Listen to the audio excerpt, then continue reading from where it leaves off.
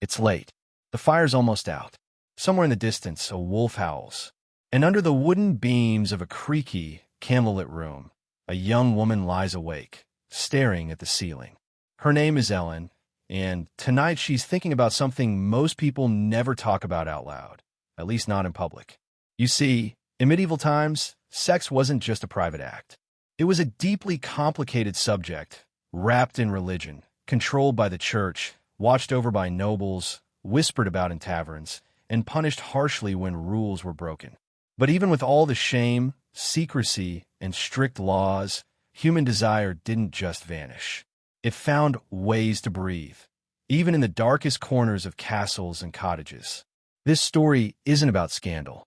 It's about truth, about how regular people like Ellen, bakers, servants, stable boys, blacksmiths, and peasants, navigated love, marriage, and the most intimate parts of life while living under the crushing weight of rules they never chose. If you think medieval people were shy, cold, or disconnected from their own bodies, think again. They were human. They laughed, they touched, they longed, they mourned. And what happened behind closed doors wasn't always what the history books like to admit. Ellen wasn't married yet, but she knew the day was coming. Her parents had already spoken to the local cooper's family. They said Thomas was a respectable man, with good hands and a strong back. The word love was never mentioned. Ellen had only seen him twice. He didn't speak much. He looked at the ground more than at her face. And yet, the expectation was clear. Soon they would be bound together before God, and she would become his wife. That meant something very specific. It meant children. It meant duty. And it meant the night of their marriage, when Ellen would be expected to do something she had only heard of in whispers. Something the midwife once hinted at with a wink and a half-smile.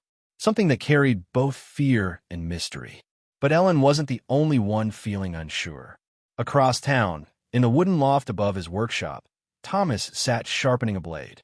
His hands were steady, but his mind wasn't. He'd been told by his older brother that, "It's nothing, just get it over with." But Thomas didn't feel ready. The church taught that carnal desire was sinful unless it led to children. And yet, every preacher seemed to say something different. One warned that even thinking about pleasure too much would damn your soul. Another said that passion between a husband and wife was holy, so long as it was for procreation. It was all confusing. No one really explained anything clearly, and no one dared ask questions. Back then, people didn't have access to books on relationships. There was no privacy, no therapy, and no real sex education. Unless you count the crude songs sung in taverns or the gossip whispered near water wells. The church controlled most ideas about morality, and even kings had to bow to its rules. In fact, the idea of consent, as we understand it today, didn't really exist. A married woman was expected to submit, and if she didn't, well, she risked punishment. In many places, it was considered a sin to say no to your husband. The same rules, of course, didn't apply the other way around. There were strange customs, too. In some villages, a new couple had to lie in bed while witnesses waited outside the door, sometimes even peeking in to make sure the marriage was consummated. Yes, people actually watched. And yes, this really happened. The idea was that marriage wasn't real until the act was done. Without proof, a man could claim the marriage never happened. That meant inheritance, land, and family ties could be undone with a single accusation. And yet, even with these harsh rules, people found moments of intimacy. They found connection. They fell in love, even when it was forbidden. They met under the moonlight, exchanged letters, or passed glances in the market.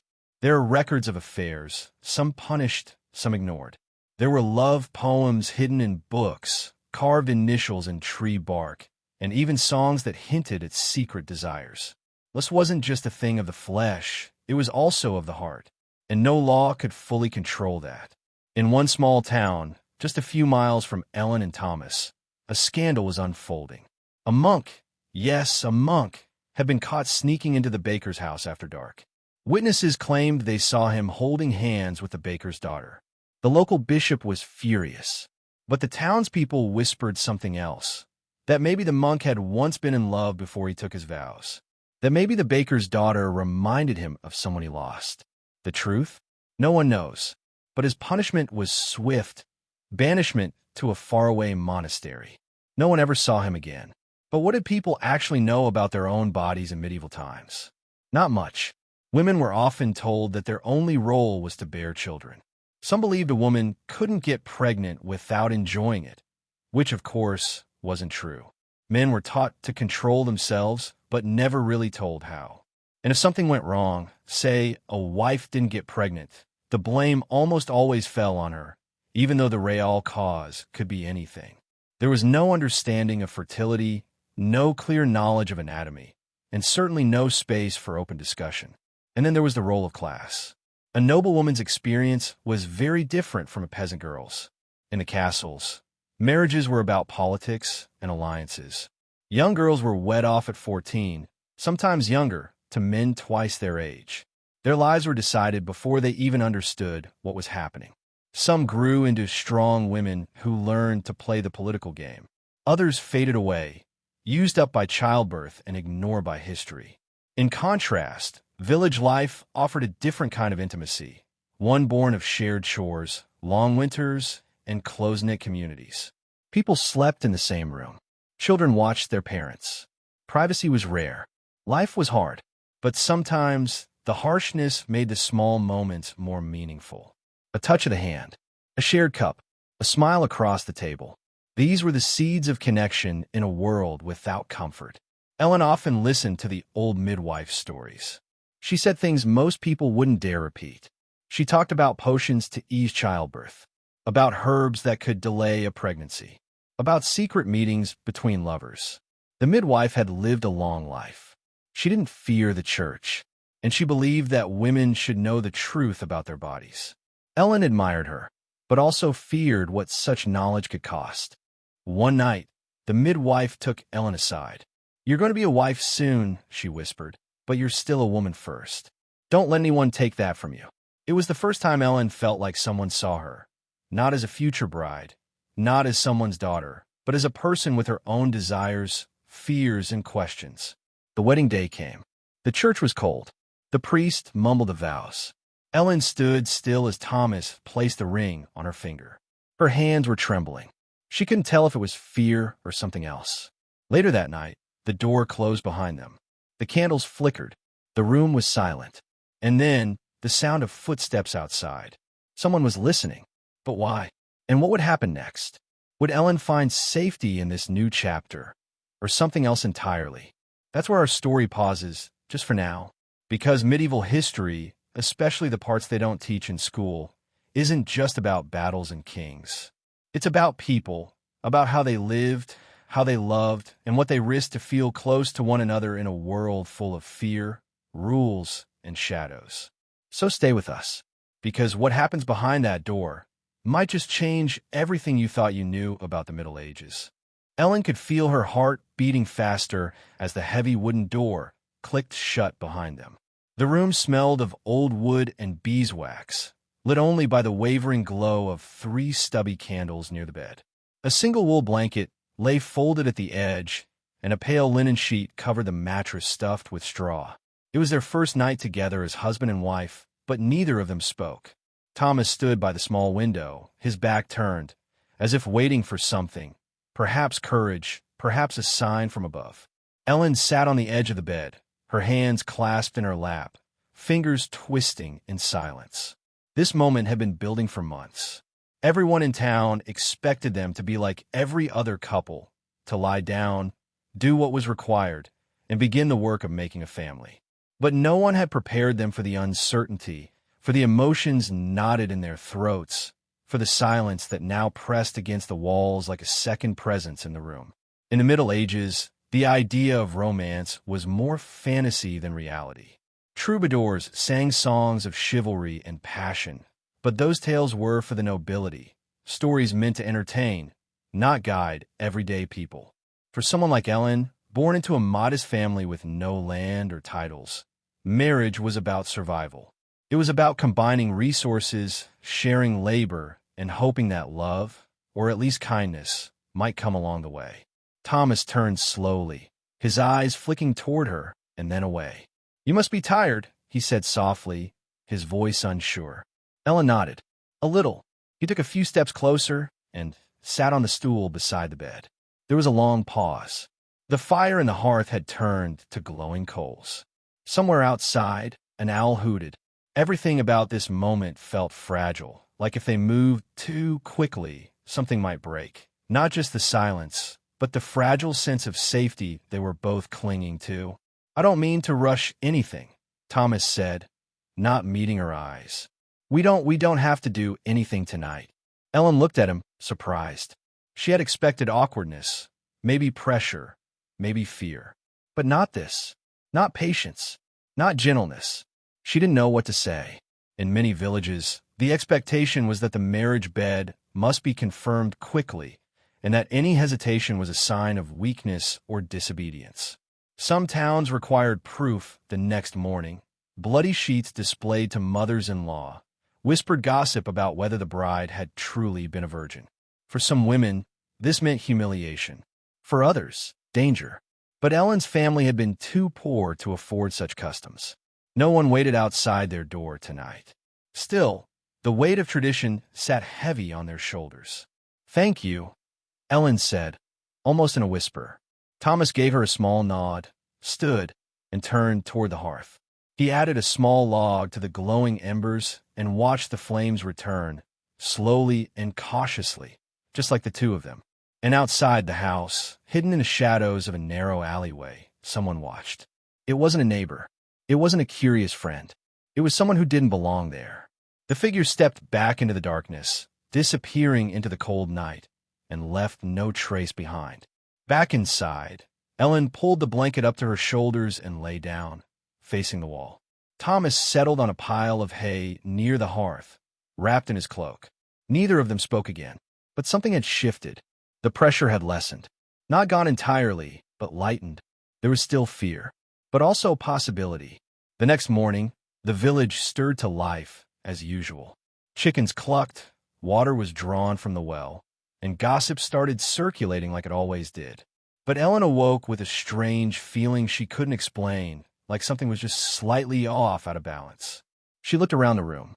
Nothing had changed. And yet, by the time she walked down to the market, she could hear the whispers. Nothing direct, just half-phrases. "Did you see? Wasn't her brother? I'm sure of it." Strange man walking behind their cottage. Ellen tried to ignore it, tried to buy bread as usual, tried to smile and nod as if everything was fine.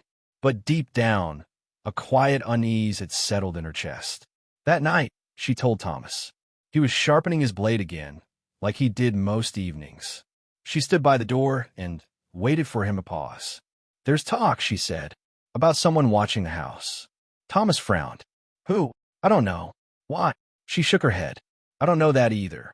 In truth, stories like this were not uncommon.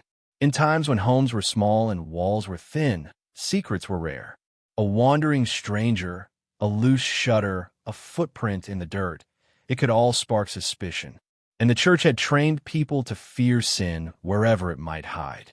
But this time it felt different. Later that week, Ellen visited the midwife again.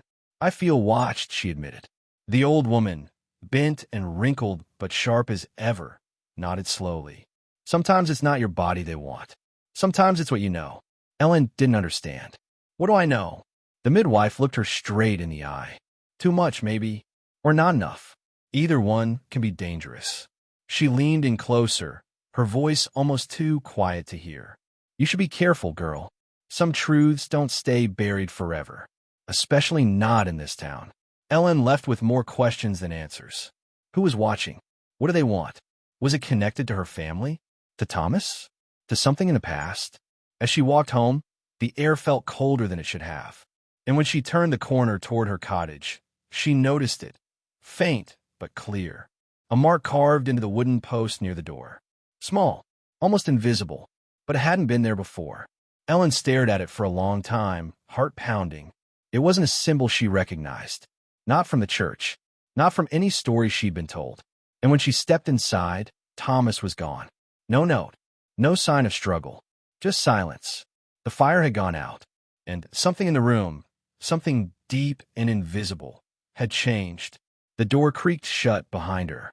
And in that quiet moment, Ellen realized the story she thought she was living was only just beginning. Ellen stood frozen just inside the doorway, her eyes scanning the quiet room as if it might suddenly explain itself. The stillness wasn't normal. The space felt colder, like the warmth had been pulled from it entirely. Thomas's tools were still on the workbench, and his cloak hung near the fire, but the man himself was gone. No footsteps in the dirt outside, no flickering candle left behind, just a hollow silence that didn't sit right in her chest. She called his name once, softly, then again, louder. Nothing. The unease she'd felt since the wedding night turned sharper. Her mind began racing through possibilities. Had he gone to the forge? To check on a sick neighbor? To gather wood? But he always told her where he was going, even if only briefly. And he would never leave without his cloak in this weather. Never. Ellen walked slowly toward the hearth, crouched down, and touched the stones. Cold. Not recently used. Wherever Thomas had gone, it hadn't just happened. She didn't scream. Not yet. Screaming would draw attention, and attention could be dangerous. In a town this small, people didn't wait for full stories. They gossiped, they guessed, they judged. Instead, Ellen lit a small oil lamp and opened the door again. She examined the strange symbol carved into the post.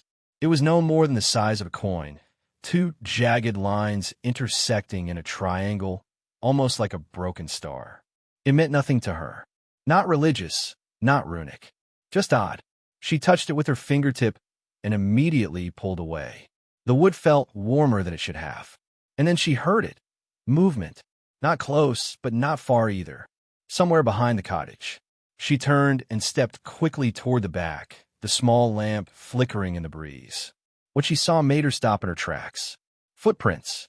A single trail leading away from the rear door, weaving into the trees beyond the field. They weren't Thomas's. She would have recognized his boots. These were narrower, lighter, spaced farther apart. And there was something else. A faint drag in the dirt, like whoever it was had been carrying something or someone. Her mouth went dry. She knew she shouldn't follow them. Not alone, not at night. But something inside her wouldn't let go. She turned back inside, grabbed Thomas's heavier lantern and one of his knives, tucked it beneath her belt, and started down the path. The footprints curved through the trees like the person had known exactly where they were going. The air grew colder with each step. The moon was high and pale above the branches, and the only sounds were the rustle of leaves and Ellen's own breath.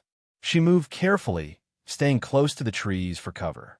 After what felt like an hour, the trail led to a place she hadn't been since childhood, a ruined chapel, long abandoned at the edge of the old woods. Its stone walls were half crumbled, ivy crawling up the sides, and its wooden door leaned awkwardly on one hinge. She approached slowly, the lantern glowing in her shaking hand. Then she heard a voice. Low, male, speaking softly to someone, or something, inside. She crept closer, holding her breath, and peeked through a crack in the broken door. What she saw didn't make sense. Thomas was there, sitting on the floor. His hands were tied in front of him, but he didn't look hurt. He looked confused, or dazed. Standing near him was the same figure she'd sensed outside their cottage, the one who had been watching. It was a man, but his face was hidden beneath a dark hood. He spoke calmly, as if instructing Thomas, or perhaps warning him. But Ellen couldn't make out the words. Then, suddenly, the hooded man turned, sensing something. His eyes locked onto the crack in the door. Ellen ducked back fast, but it was too late. The door creaked, and the man stepped outside into the moonlight. He didn't shout. He didn't chase. He simply stood, staring at her with dark, unreadable eyes. You should not be here, he said. Ellen tightened her grip on the lantern. Who are you? What have you done to him? The man tilted his head. He came willingly, but he doesn't remember why. Not yet. She took a step back, heart pounding. That symbol, on our door? What does it mean? He didn't answer. Instead, he took something from his cloak, a rolled scrap of parchment, and tossed it at her feet. He's part of something older than this town. So are you. But neither of you know it yet. Before she could ask anything else, he turned and slipped back inside the ruins. The door shut behind him with a low thud.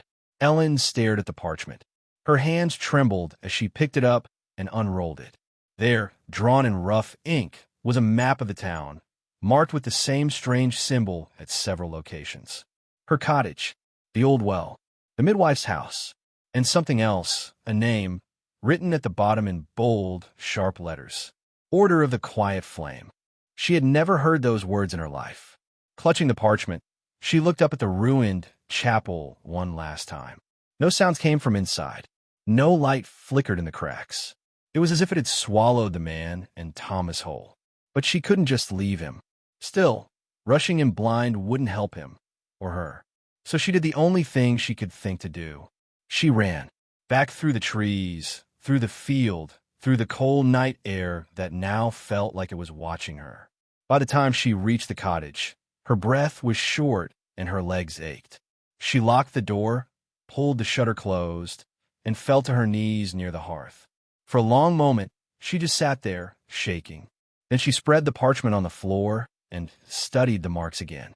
One of them glowed faintly in the candlelight. The midwife's house. She would go there next, but not until morning. Tonight, she had to stay awake, had to think, had to understand why her husband vanished, why someone would mark her door, and why the words "quiet flame" sent a chill down her spine she couldn't shake. The fire crackled softly behind her, and somewhere in the dark, not far beyond the trees, a bell rang once, though there was no tower to ring it. This wasn't just about a wedding, or about what happened between two people after the vows.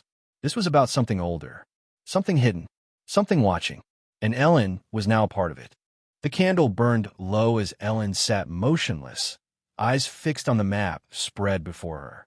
The edges of the parchment curled slightly, and the ink smelled faintly of smoke and damp stone. Order of the Quiet Flame. The name kept echoing in her mind, over and over, like a riddle her bones remembered even if her thoughts didn't. She didn't know what it meant, but the feeling it gave her, that deep, crawling sense that something was wrong, was impossible to ignore. She hadn't slept. The night dragged slowly, filled with creaks in the walls and shifting winds that rattled the shutters. She kept a knife under her blanket and the lamp burning just enough to see the corners of the room. Her mind replayed the moment she saw Thomas in that chapel. He hadn't been scared. Not exactly, but it was like something inside him had gone quiet, like he was being held not with ropes, but with something deeper. A pull, a silence. By dawn, she couldn't wait any longer. She wrapped the parchment tightly and tucked it into the waistband of her dress, pulling her cloak around her shoulders. Her breath fogged in the cold morning air as she stepped outside. The village was still mostly asleep, the smoke just beginning to curl from chimney tops. The road to the midwife's home was well-worn, winding past the well and through a row of trees that clung to frost. Ellen's thoughts wandered to the stories the midwife had told her when she was younger, about old families who remembered things others forgot, about hidden rites and strange signs, about how knowledge, especially the kind carried by women, was sometimes called dangerous. She reached the door and knocked twice. Then once more. After a long pause, it opened. The midwife, Mareth, stood wrapped in layers of wool, her eyes sharp and alert despite the early hour. She didn't look surprised to see Ellen. "You've seen it, haven't you?" she said. Ellen's throat tightened. "You know what it is?" Mareth stepped aside and waved her in. "I know it's back. I was hoping it wouldn't be in your lifetime." The room was warm, filled with the smell of dried lavender and burnt herbs. A cat stirred from a corner and yawned. Mareth closed the door behind her and sat at the table, motioning for Ellen to do the same. "Tell me everything," she said. So Ellen did. About the wedding night, the feeling of being watched, the strange symbol on the post, the footprints, the ruined chapel, and Thomas tied up but not afraid. She described the hooded man, his calm voice, the way he said Thomas came willingly, and then the parchment with the map. Mareth listened in silence, her eyes never leaving Ellen's face. When the story ended, she didn't speak right away. Instead, she stood and took a small wooden box from a shelf, opening it with a key tied to her wrist. Inside were faded papers, dried roots, and a scrap of cloth with the same broken star symbol stitched in red thread. Ellen gasped. "It's older than the church," Mareth said. "Older than most of this village." They were called the Quiet Flame because they moved in silence, in shadows, and claimed they burned away the lies of the world. Said they were keeping a balance, protecting something most had forgotten. But the truth is they were feared. Feared because they knew things the church wanted buried. What kind of things? Mareth looked at her carefully. Things about life, about power, about the body. They believed that the human soul could be awakened, that most people walk through life asleep, unaware of who they truly are. And sometimes when someone started asking the right questions or seeing the wrong things, they'd show up. Ellen felt a chill move through her. Why Thomas? He's not. He's just a Cooper. Mareth smiled faintly. So was my husband, before he vanished in the same way. Ellen's breath caught. You? I found him in the woods once, Mareth said, eyes growing distant, standing in a ring of stone, muttering words I didn't understand. When I called his name, he didn't recognize me, just stared through me like I was a stranger. I brought him home, but after that, he was never the same. He left one night, quietly. I never saw him again. Silence settled in the room like dust. I thought they were gone, Mareth said softly. That time had buried them, but clearly they've returned. Ellen reached into her waistband and pulled out the parchment. They marked your house. Mareth nodded grimly. Of course they did. I've been on their list for a long time. But why me? Because you're linked to Thomas, she said, and he's been marked. But maybe it's more than that. Maybe you were always meant to be part of this. Ellen shook her head. No, I don't want this. I just want my husband back. I want things to go back to the way they were. Mareth gave her a kind, tired look. Then you'll have to choose, girl, because going back isn't how life works, especially not once they've touched you. Ellen sat back in her chair, overwhelmed. So what do I do now? You wait, Mareth said, and you prepare. There's an old book I'll give you. It's not written in plain words, but you're smart enough to learn. And when the time comes, and it will come, you'll have to decide whether to run or step into the fire. That afternoon, Ellen returned home with the book wrapped in cloth and a list of herbs to brew into tea. Mareth told her it would help with clarity. Whether she meant mental clarity or something else, Ellen wasn't sure. But as she sat by the hearth that night, flipping through the brittle pages, she began to see something forming. The book wasn't about spells or charms. It was about perception, about learning to listen to silence, to track memory, to feel the truth beneath spoken words. It was confusing, yes, but something about it felt familiar, like a dream she'd half remembered from childhood. Outside, the wind picked up again, and with it came a low sound, almost like a whisper, but it was carried not through the door or the walls. It came from inside her mind. Ellen, her body stiffened. She stood quickly, heart racing, staring at the door. But no one was there. Then the whisper came again, this time from behind her. Ellen. She turned around slowly and saw it, another symbol, drawn in ash on the stone above the hearth. Fresh, still smudging at the edges. Someone had been here. Someone had been in the house, and they were trying to speak, trying to say something. But what? And why now? Ellen stared at it, the whisper still faint in her ear, and realized she wasn't just part of the story anymore. She was in the center of it, and what was coming next would change everything. Ellen didn't sleep that night. She sat near the fire with the book open in her lap, her eyes moving over the strange, looping symbols inked into each page.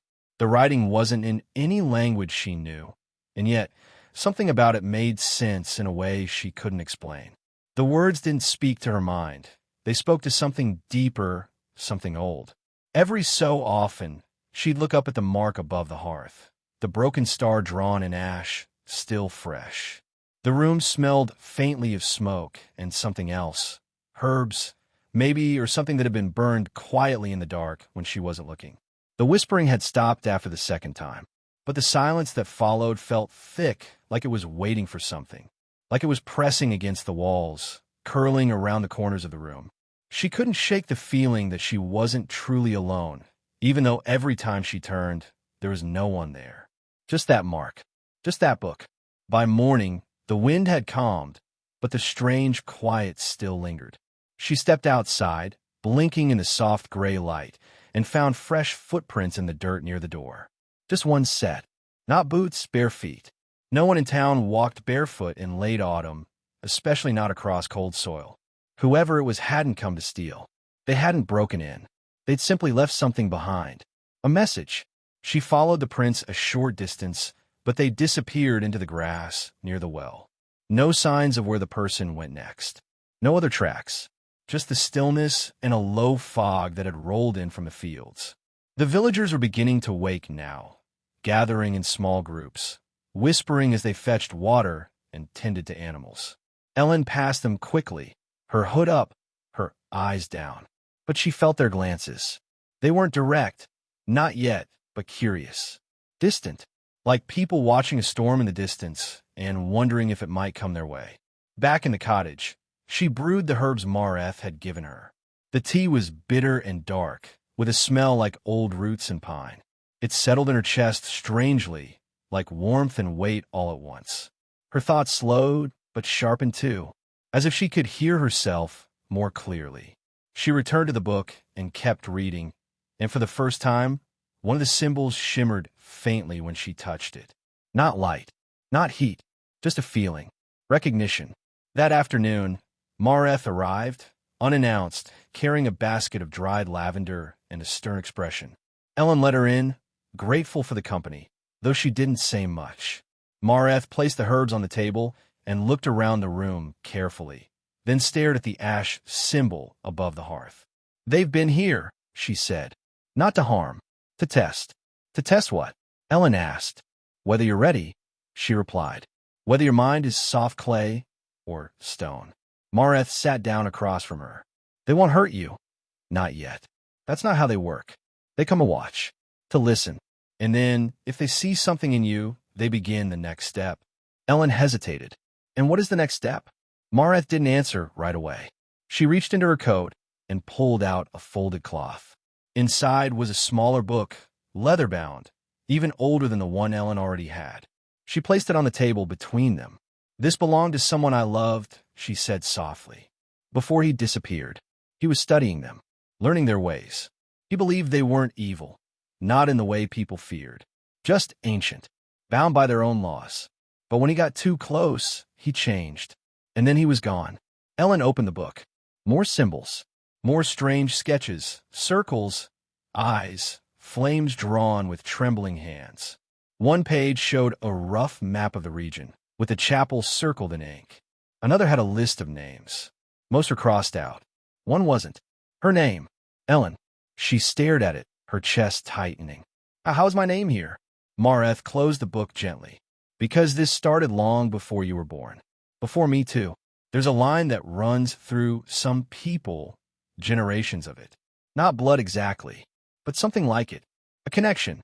Most people live their whole lives without it waking up. But sometimes something triggers it. A death, a marriage, a choice." Ellen looked away. The words settled heavy inside her. "I didn't choose this. None of us did," Mareth said. "But here you are."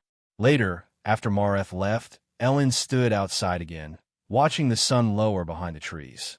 The shadows stretched longer than they should have, and a strange feeling pressed against her skin, as if the world was thinner than usual. Like something was just on the other side of a wall she couldn't see. She went to the chapel again. She didn't know why. Maybe she thought Thomas would still be there. Maybe she thought the man in the hood might speak to her. Maybe she just wanted to face whatever it was before it came knocking again. The forest was quiet, and the air grew colder as she neared the ruins. The chapel looked the same. Broken stone, moss-covered steps, darkness pooling beneath the collapsed roof. But this time, there was a new mark on the door. Not ash, blood, just a smear, a handprint dragged downward. Ellen stared at it, stomach tightening. Then she heard the voice again. "Ellen." This time it came from inside. She stepped closer, heart pounding. "Ellen, don't be afraid." It was Thomas's voice. She moved quickly now, pushing the door open. Inside, the chapel was dark, lit only by a single candle on the altar. No one else was there. Then she saw it, something carved into the floor. A spiral, wide, deep, and fresh. At its center lay Thomas's cloak. She stepped forward, her breath catching in her throat, and knelt beside it. There was no blood, No sign of violence. Just the cloak, folded neatly, as if someone had placed it there deliberately. She touched it, still warm. Ellen, the whisper again. She looked around, but the voice didn't come from outside. It came from below, from under the floor. Ellen, it's not what you think. She froze. The stone beneath her hand began to tremble faintly. Not shake, not violently, just hum. A low sound, almost musical. She backed away slowly, her heart hammering in her chest. The candle flickered once, then again, then went out, and in the darkness, something moved. Something big. She ran, out of the chapel, into the woods, breath sharp and fast, feet pounding against the earth. She didn't look back. By the time she reached the cottage, her hands were shaking. She dropped the cloak, slammed the door, and locked it behind her. The mark on the hearth was gone, but another one had appeared on the table, drawn in ash still fresh. A spiral. Ellen sat down hard, unable to speak, unable to think clearly. Thomas was alive. She knew it now, but he wasn't just missing. He was changing, and whatever had taken him wasn't done with her yet. The cottage was quiet again, but not in the way it had been before. Now, the silence felt crowded, like the air itself was holding its breath. Ellen stared at the spiral drawn in ash on the table, her skin prickling with unease. It was the same shape carved into the floor of the chapel. Not a coincidence, not a message she could ignore. She wiped the symbol away quickly with her sleeve, but the feeling lingered, like the ash had soaked into the wood or into her. That night, she didn't even pretend to try sleeping. She sat near the fire, both books open, reading page after page, even when her eyes blurred. She didn't understand everything. Most of the writing still felt like riddles, but certain words kept repeating in both texts, buried within the symbols and phrases. Awakening. Circle of truth. Memory beyond blood. Door beneath flame. Asterisk, asterisk. The drawings troubled her the most. Rough sketches of people with empty eyes, standing in circles, symbols drawn over their hearts.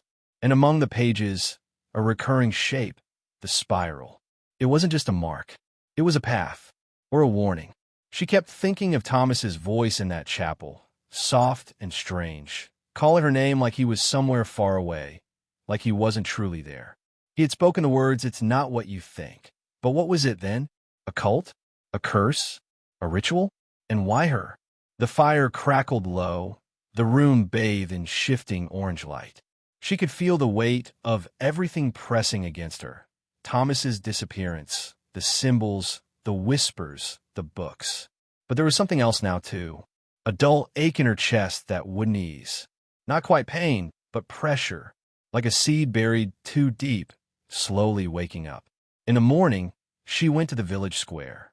It wasn't busy, just a few neighbors haggling over bread and vegetables. But the mood had shifted. Conversation stopped when she passed. Smiles were thinner.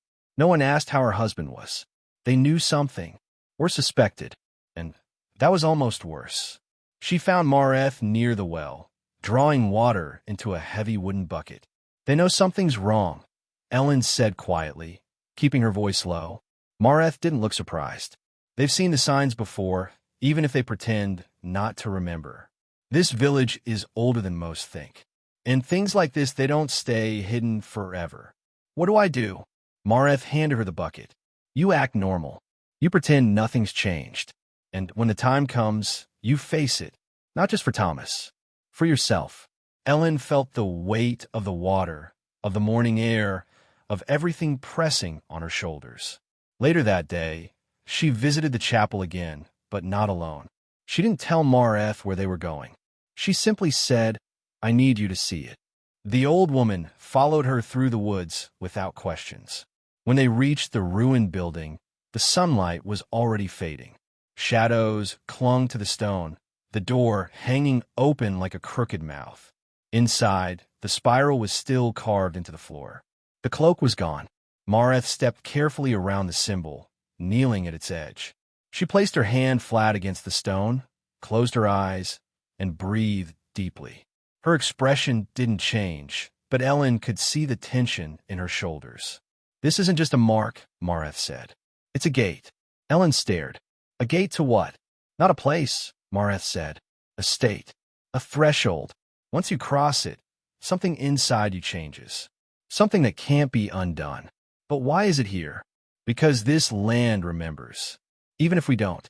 The quiet flame used these places to wake people, to stir the bloodline that remembers what others have forgotten. They believe there's truth buried deep in certain families, truth passed not through blood alone, but through memory. And you, Ellen, you've been chosen. Ellen stepped back from the spiral. I didn't ask for this. No one ever does, Mareth said. But we don't always get to choose the stories we belong to. That night, Ellen sat alone again, staring at the dying fire. She had no answers, no plan. But one thing was growing clearer with each passing hour. Thomas hadn't been taken by force. He had walked into it, willingly. And if she wanted him back, she would have to understand why.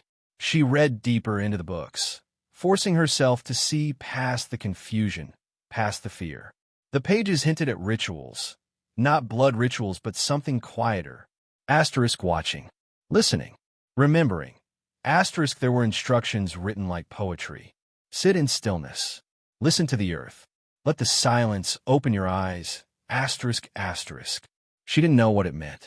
But something inside her said she had to try. So she waited until the village slept, wrapped herself in her cloak, and went into the woods alone.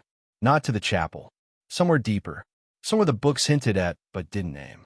There was a clearing she remembered from childhood. A place where the trees formed a near-perfect circle and the stars always seemed clearer. She found it with surprising ease, as though her feet already knew the way. She sat in the center of the clearing, placed her hand on the earth, and closed her eyes. The night was still. Then a wind rose, soft, warm, carrying the scent of pine and ash. Not cold like usual, not threatening. And then she heard it. A voice, not from outside her, but inside her chest. A whisper, familiar. Ellen, you've always known. She opened her eyes.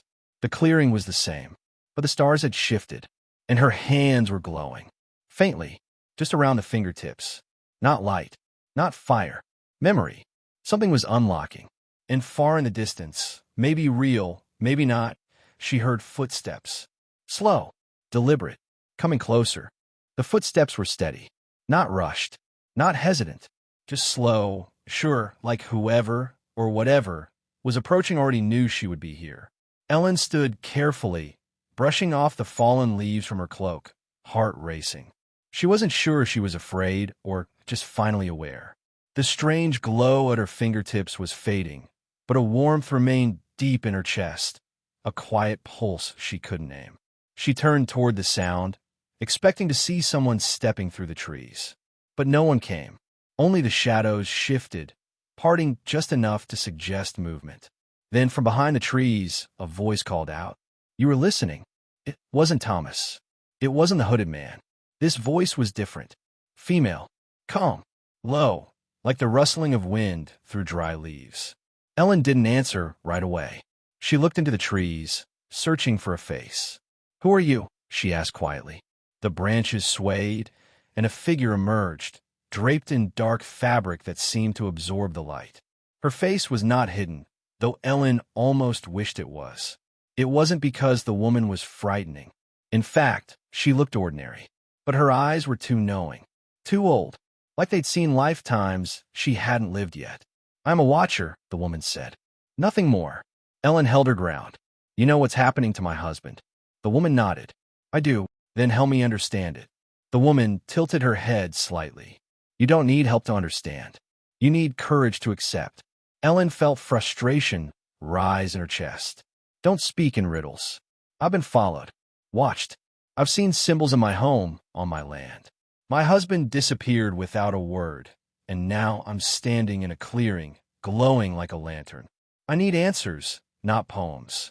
The woman stepped closer. Her footsteps didn't make a sound. Your anger is right. Your fear is right, too. But you're standing at the edge of something older than names. Older than your village, older than the church. Do you think you were the first to feel the fire waking inside you? Ellen shook her head. No. Mareth told me others came before. Not just others, the woman said. Your grandmother, her mother, and further back still, Each of them reached this threshold. Most turned away. One did not. That path ended in fire. Ellen felt the weight of those words. And if I go forward, then you will see, the woman said simply. But you cannot return. A silence passed between them, thick with the weight of choice. Ellen looked around the clearing. Nothing seemed different, and yet everything did. The wind had stilled. The stars pulsed faintly above. She took a breath. Where is Thomas? The woman looked up, as if searching the sky. He is not lost. He is only remembering. Remembering what? What he is. What you are. What you were both meant to awaken together. Ellen didn't know what that meant, but she was tired of running from the questions. Can I see him? Not yet, the woman said. But soon. The glow on Ellen's fingers had now fully faded, but the warmth remained, deep and still.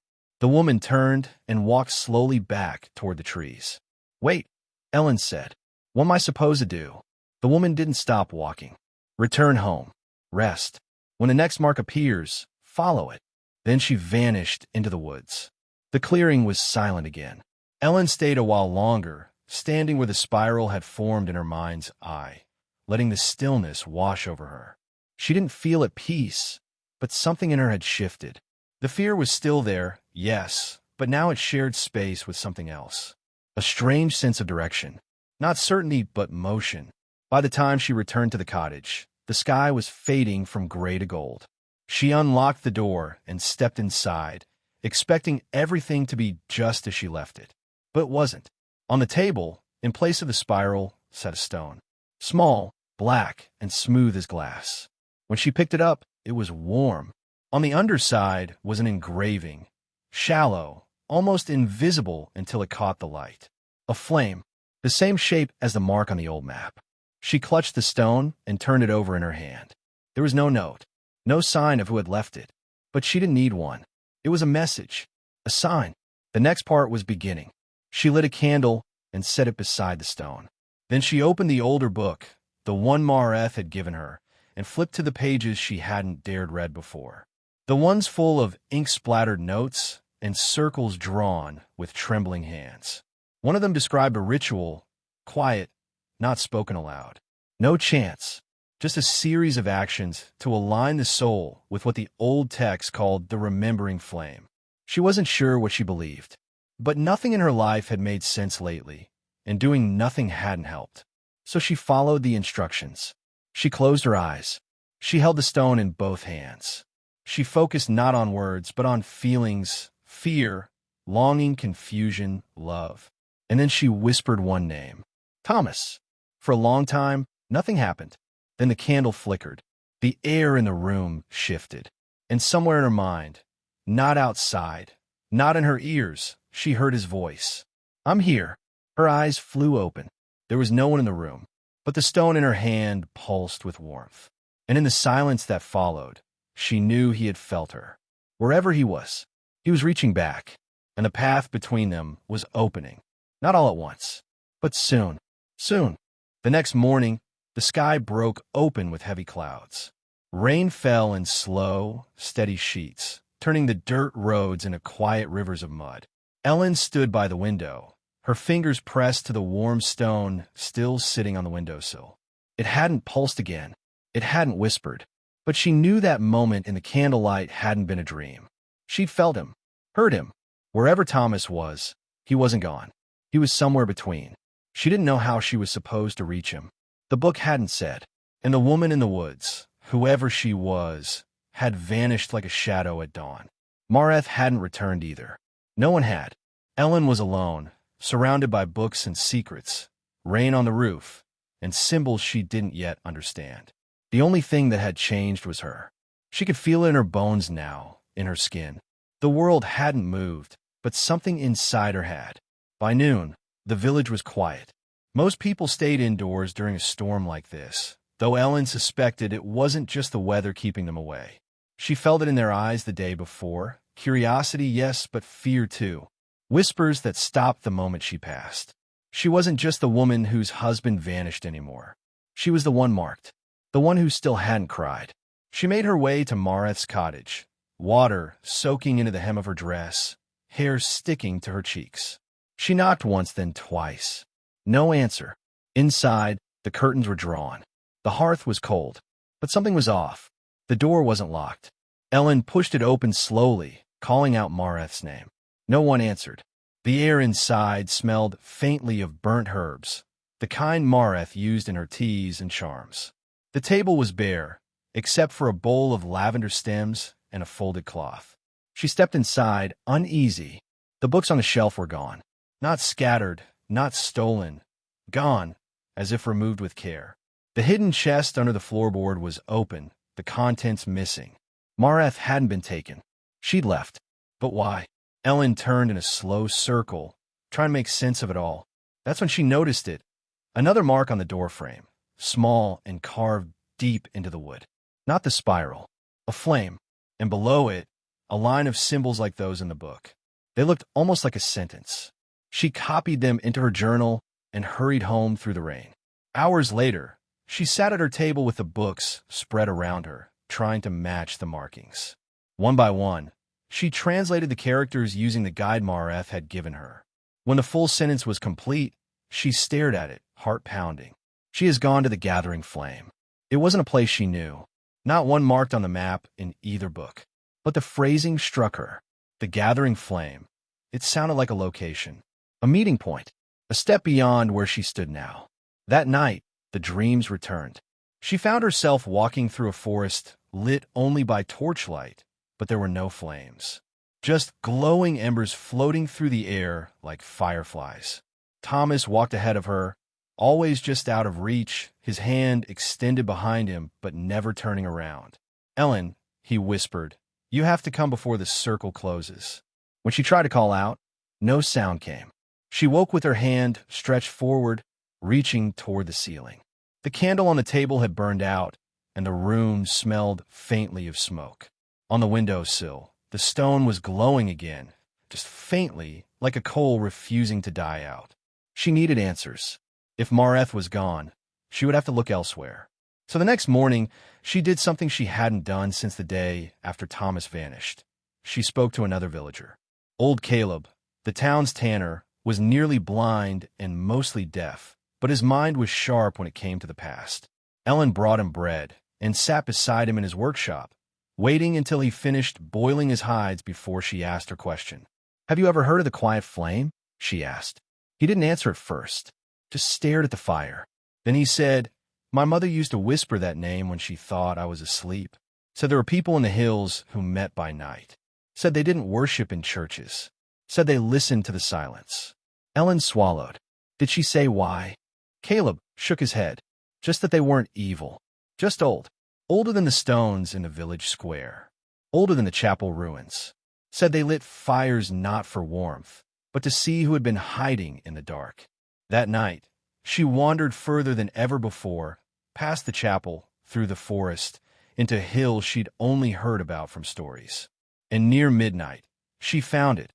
A circle of stones, sunken into the earth like teeth, surrounded by blackened torches and scorched grass. A spiral burned into the center, and in the middle stood another stone like the one on her windowsill. She picked it up without hesitation. It was warm. Behind her, the air shifted again. Another presence. She turned quickly. The hooded man stood there. But this time he pulled the hood back. It was a face she knew. Someone from the village. A carpenter. Quiet, always polite, always in the background. Ellen stared, stunned. "You," she said. "Why are you?" He raised a hand gently. "I was awakened when I was 13. We don't choose it. We answer it." She backed away slightly, confused. "Where is Thomas?" "He's safe," the man said. "And waiting." He passed the first flame. "He's nearly ready for the second." Ellen shook her head. "I don't understand."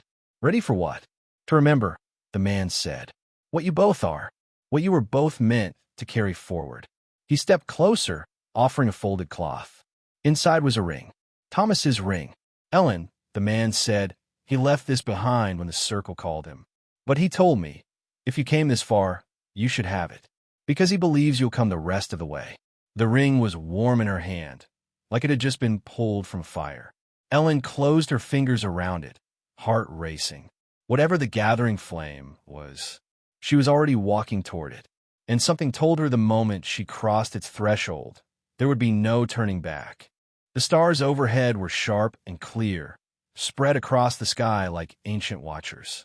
Ellen stood at the edge of the stone circle, the ring clenched tightly in her fist. It wasn't just metal. It pulsed with something deeper, memory, maybe, or the echo of Thomas's warmth. The hooded man, now unmasked, had vanished as silently as he came, leaving her with the ring, the stone, and more questions than ever. She walked home in silence, every step pressing the weight of her choices deeper into her chest. Her boots were soaked, her hands cold, but her thoughts burned like fire. Thomas had gone through something she couldn't name yet. Mareth had disappeared into it, and now the circle was calling her too. She wasn't being pulled by fear anymore. It was something else now, something older, something more personal.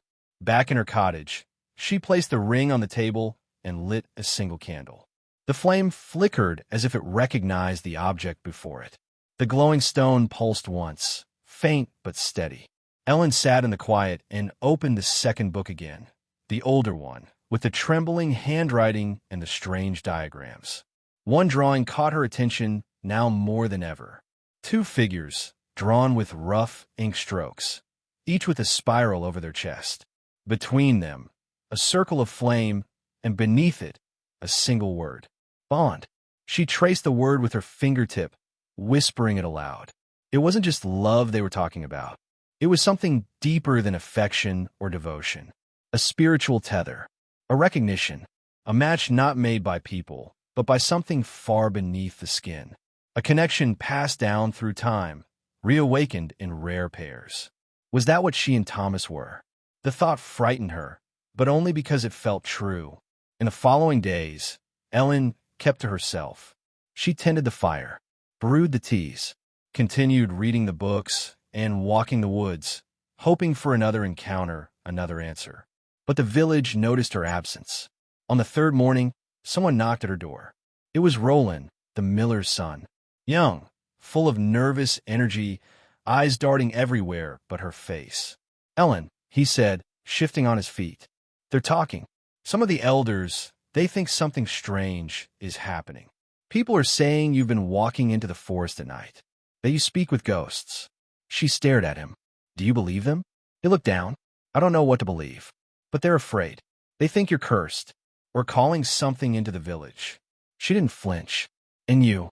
"I think something is changing," he said honestly. "I don't think it's evil, but I know how fear works around here." She nodded slowly. "So they'll come. I think they're planning to. Maybe not now, but soon, before winter." She closed the door gently and bolted it behind him.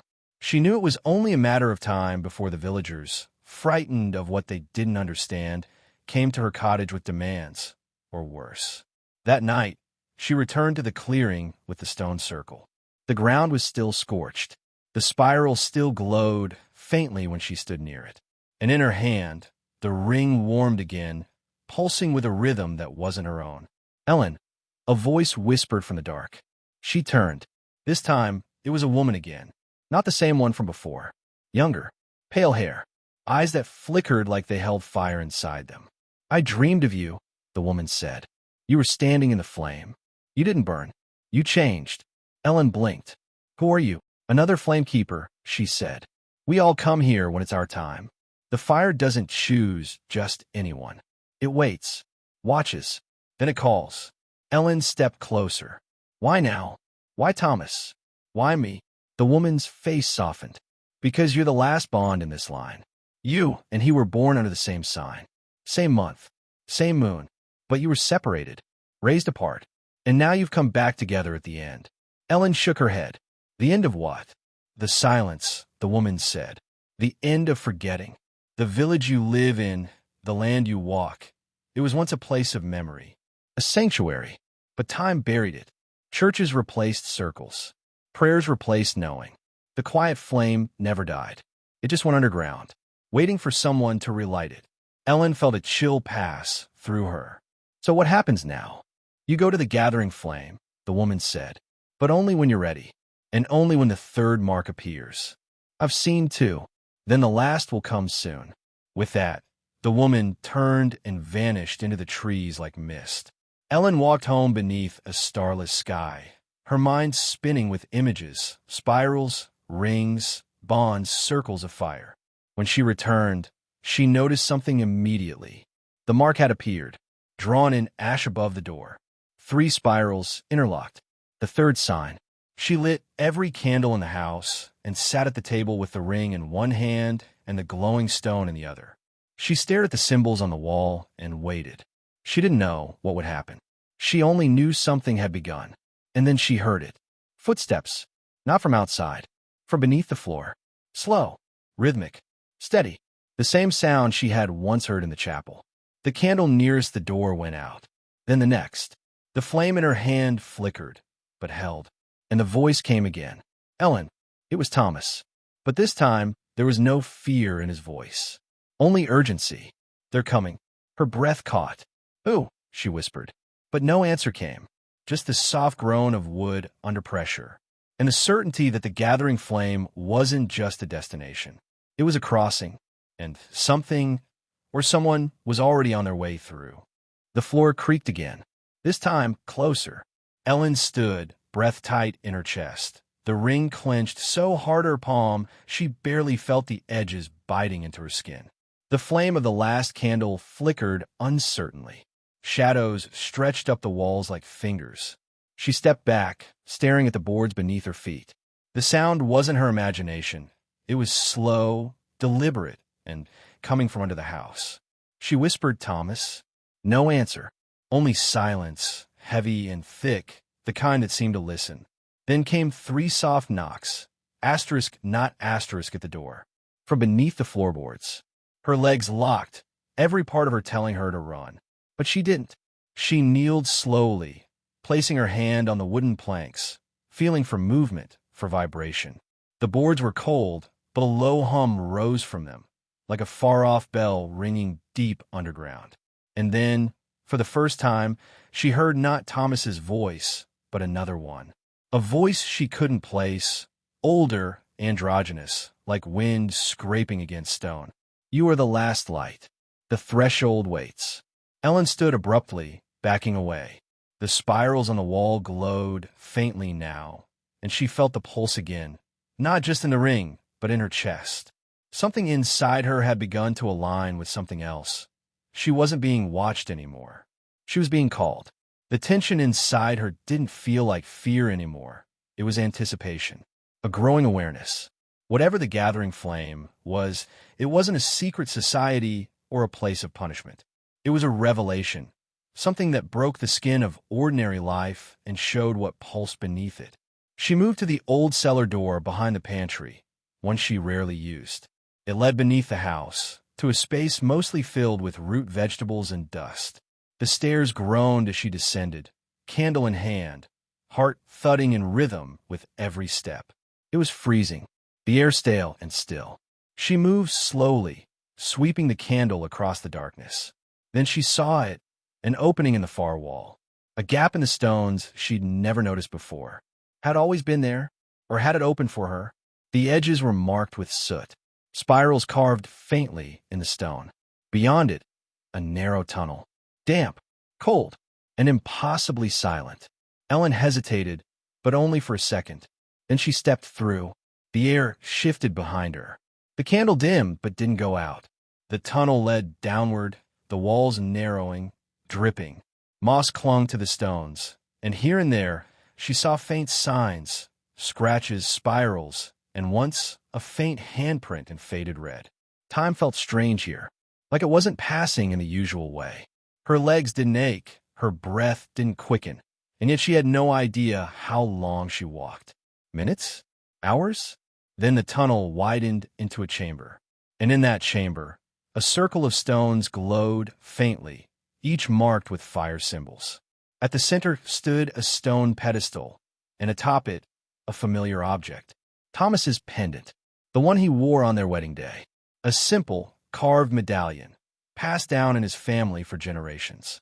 She stepped forward, reached out, and touched it. Images slammed into her mind.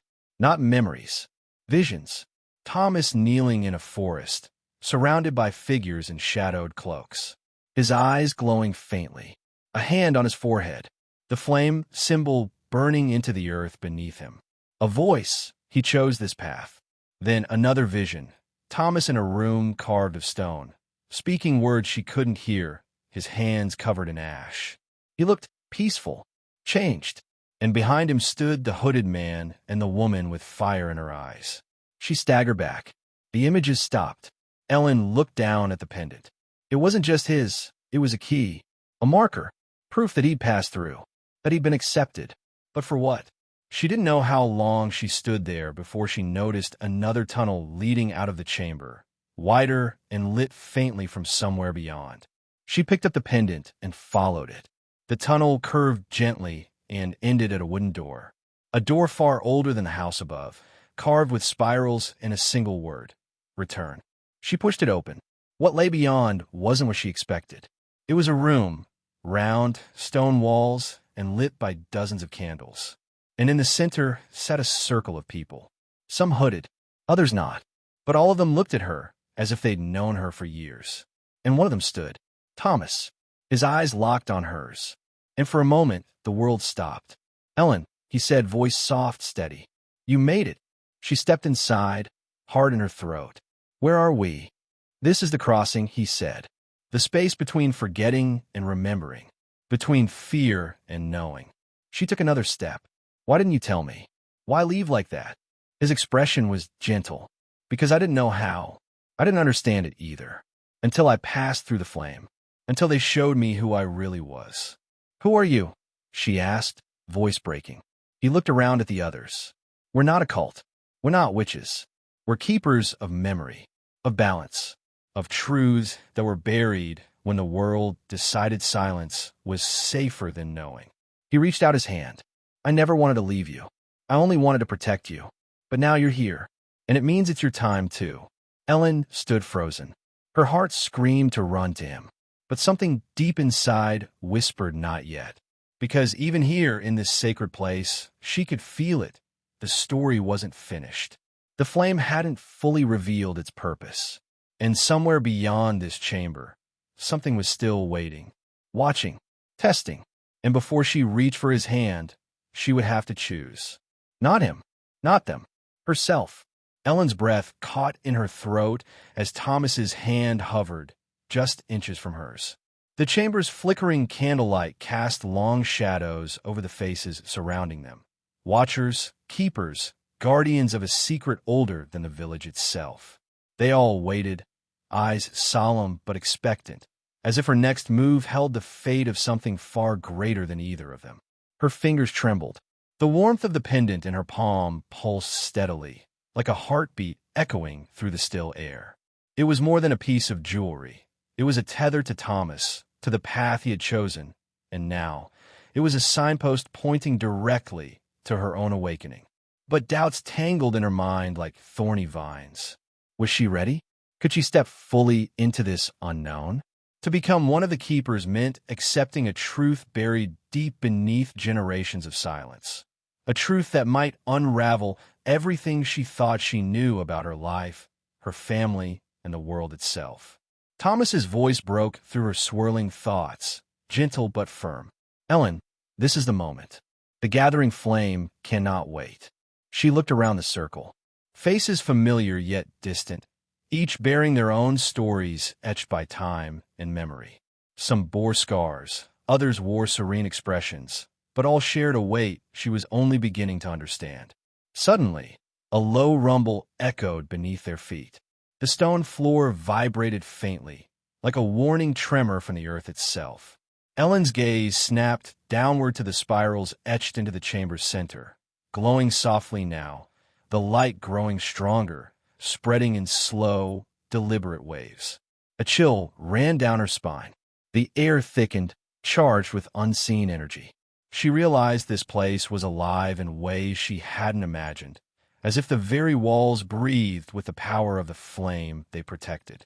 Then, from the shadows beyond the circle, a figure stepped forward, a tall silhouette draped in a cloak darker than night. The watchers instinctively shifted, some drawing back, others stiffening, But Thomas's expression remained steady, eyes locking with Ellen's as if warning her without words. The newcomer's voice was low, almost a whisper, yet carried through the chamber like a gust. "You think you can carry the flame without paying its price?" Ellen felt her heart pound. The tension in the room thickened, heavy like a storm about to break. The watchers exchanged glances, unease flickering behind their composed faces. Thomas moved toward the figure, steady but cautious. "We carry the flame because we must, because forgetting is a poison." The figure laughed, a cold sound that echoed like shattered glass. "Forgetting is mercy. It keeps the world safe from the truth you guard. But mercy is weakness, and truth is fire." Ellen's grip tightened around the pendant. Flames flickered in her mind's eye, dancing, wild, consuming. She could feel the flame inside her now, stirring, hungry. The gathering flame was no gentle light. It was a crucible. The stranger raised a hand, and suddenly the chamber plunged into darkness. The candles snuffed out as if a gust of wind had swept through, leaving only the faint glow of the spirals on the floor. A breathless silence followed, thick and suffocating. Then came a voice, low, insistent, calling her name from the shadows. "Ellen." The whisper seemed to crawl over her skin, wrapping around her like a veil. Fear and resolve tangled within her. The flame inside flared brighter, pushing back the darkness inch by inch. She stepped forward, alone now, heart hammering in her chest. "This is my choice," she said, voice steady despite the trembling within. The stranger's shadow shifted, then stepped back slowly, as if acknowledging a challenge had been issued. And just as the chamber's light began to return, the ground trembled violently beneath them. Stones cracked. Dust fell from the ceiling. A distant roar echoed from somewhere deep below. The watchers looked to each other, alarm breaking their composure. Thomas reached for her again, urgency in his eyes. "Ellen, the flame is awakening. We don't have much time." She took a deep breath, every nerve alight, standing on the edge of the unknown. The gathering flame was no longer just a place or a ritual. It was a test, one that would demand everything she had. The moment before the leap stretched endless, and all that remained was the question, would she rise with the fire or be consumed by it? The chamber shook beneath her feet, rattling loose dust and small stones that tinkled to the floor like muted bells. Ellen's heart pounded as the pulse of the gathering flame spread through the room, a heat that wasn't just from candles or torches, but something alive and raw, wrapping around her like a living thing. Thomas's hand found hers again, steadying, anchoring her. His eyes were full of something fierce and tender all at once. Hope and warning tangled in their depths. "We have to move," he said quietly. "The flame chooses who walks the path, but it doesn't guarantee safety." She nodded, gripping the pendant as if it was her last lifeline. Behind them, the watchers stirred, their faces tense with urgency. The stranger who had challenged them was gone, swallowed by the shadows or driven away by the rising power in the room. But Ellen knew this was far from over. The door to the chamber creaked open, and a rush of cold air swept inside, carrying whispers and echoes from the earth beyond. Ellen's skin prickled. The gathering flame was waking, yes, but so were the dangers it had long kept hidden. Thomas led her out into a narrow passage lit faintly by the glowing spirals etched into the walls. The stone felt warm beneath her fingers, humming with energy. The path wound deeper underground, twisting and turning like a serpent's spine, and every step carried her farther from the world she knew, and closer to something unknown. "Why are we here?" Ellen asked, voice barely more than a breath. "To remember," Thomas said, "to reclaim what was lost. This place, it's a sanctuary of memory, a forge for those chosen to carry the flame." Her mind raced with questions. What was this flame? A secret past through bloodlines? A power too dangerous for most? Or something older than any story told in the village square? They emerged into a cavern vast and shadowed, lit by flickering crystals embedded in the walls. The air was thick with the scent of earth and smoke, and at its center stood an altar carved from black stone. Around it, symbols glowed faintly.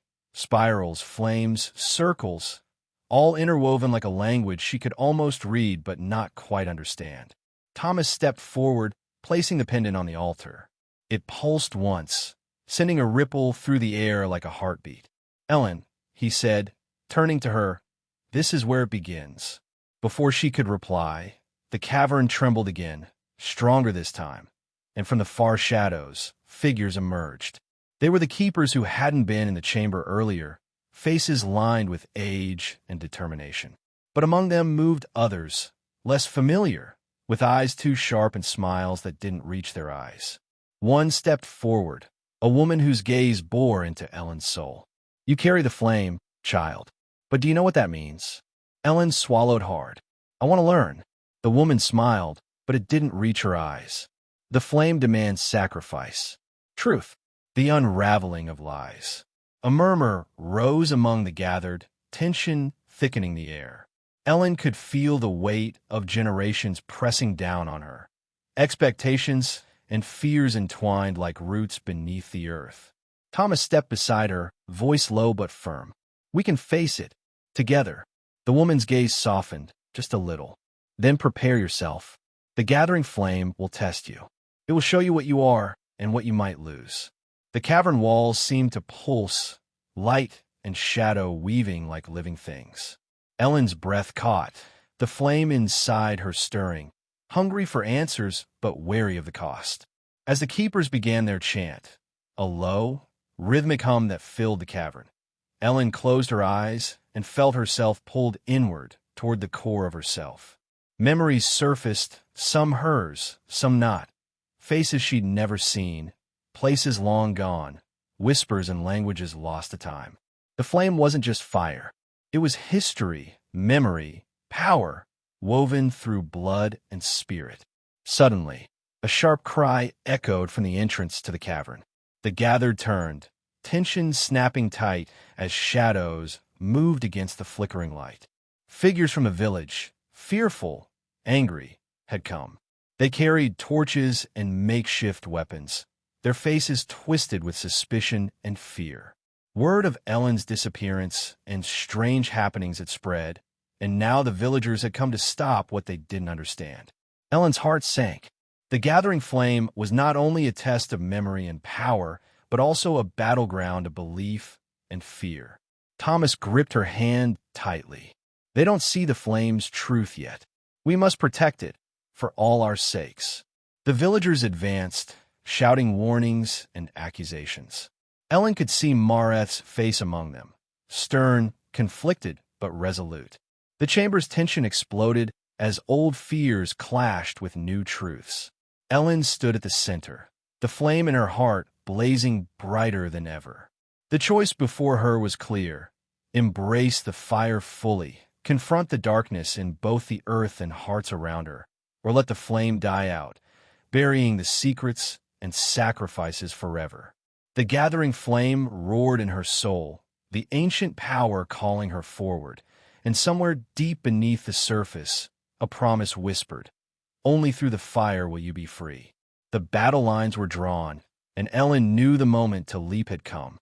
But the outcome, whether she would rise or fall, hung in the fragile space between breaths, waiting to be claimed. The chamber pulsed with tension, thick as the smoke that curled from the villagers' torches. Faces she'd known all her life, neighbors, friends, even Mareth, stood twisted by fear and suspicion, their eyes hard and wary. The flame inside Ellen burned brighter now, a steady heat that coursed through her veins and steadied her shaking hands. This was no longer just a test of spirit or memory. It was a fight for understanding, for truth buried beneath layers of silence and fear. Thomas squeezed her hand. "They don't see us yet," he whispered.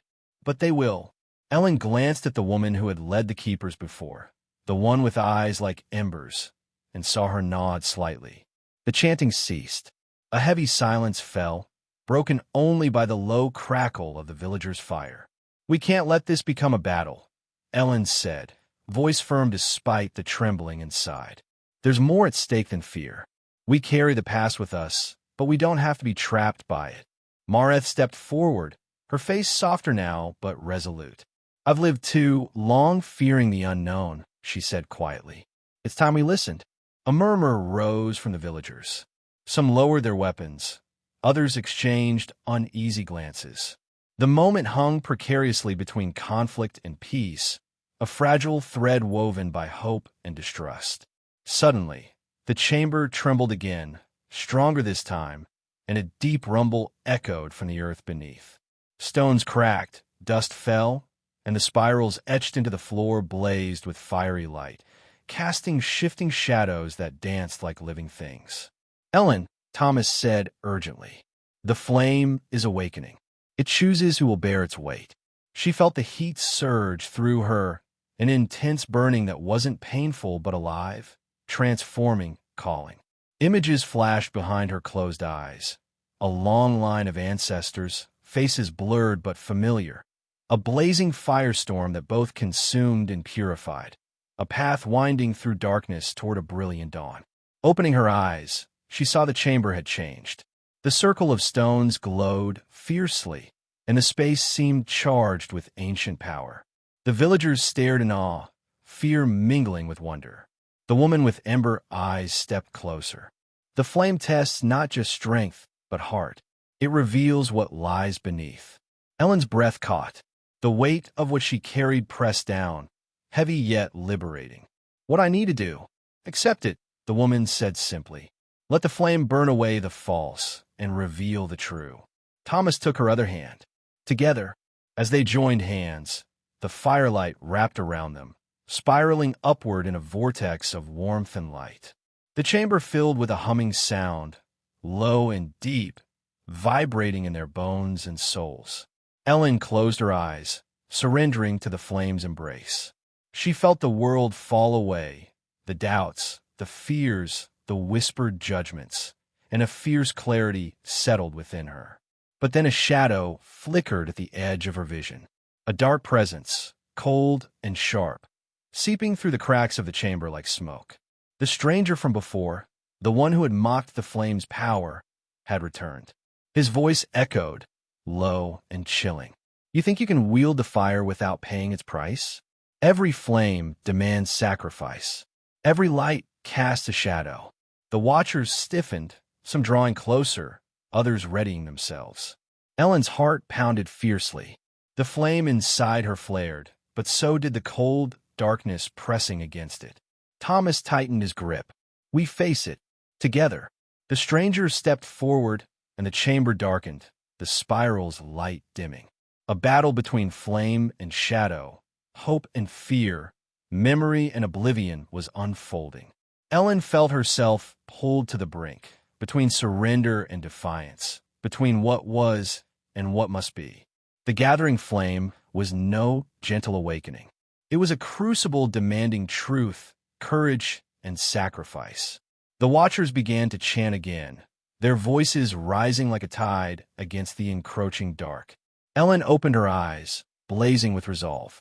The moment had come, but how it would end, the fate of the flame, Thomas, the village, and her own soul was still hidden in the shadows just beyond the light. As the chanting rose and the shadows writhed in the flickering light, a sudden, sharp crack echoed through the chamber. The ground beneath them shuddered violently, forcing everyone to steady themselves. Ellen's heart leapt in her chest, not from fear this time, but from a growing, uneasy realization that the danger was far from over. Before anyone could react, the walls trembled and one of the stone pillars cracked open, revealing a hidden passage she hadn't noticed before. From the darkness within came a low, guttural murmur, like voices whispered through centuries of silence. The watchers fell silent, eyes widening in shock and fear. Thomas tightened his hold on Ellen's hand. This was never just about awakening the flame, he whispered urgently. There's something else here, something waiting. Ellen's breath caught. The gathering flame, the secret keepers, the ancient rituals, they were only one part of a deeper, darker puzzle. The hidden passage seemed to pulse with a power as old and as dangerous as the flame itself. Without warning, figures began to emerge, shrouded in shadows, but unmistakably human. Their eyes glowed faintly red, and their movements were swift, purposeful. The villagers' faces twisted with alarm, some stepping back, others raising their weapons instinctively. Ellen's mind raced. These were not keepers, nor villagers. Something else entirely, something that had been buried beneath layers of forgotten history, now breaking through. The woman with eyes like embers stepped forward, voice firm but edged with fear. The Shadowbinders. They were sealed away long ago, guardians turned prisoners, corrupted by their own thirst for power. Their return means the balance is breaking. Thomas nodded grimly. If the Shadowbinders walk free, the flame alone won't save us. We must choose, fight or surrender.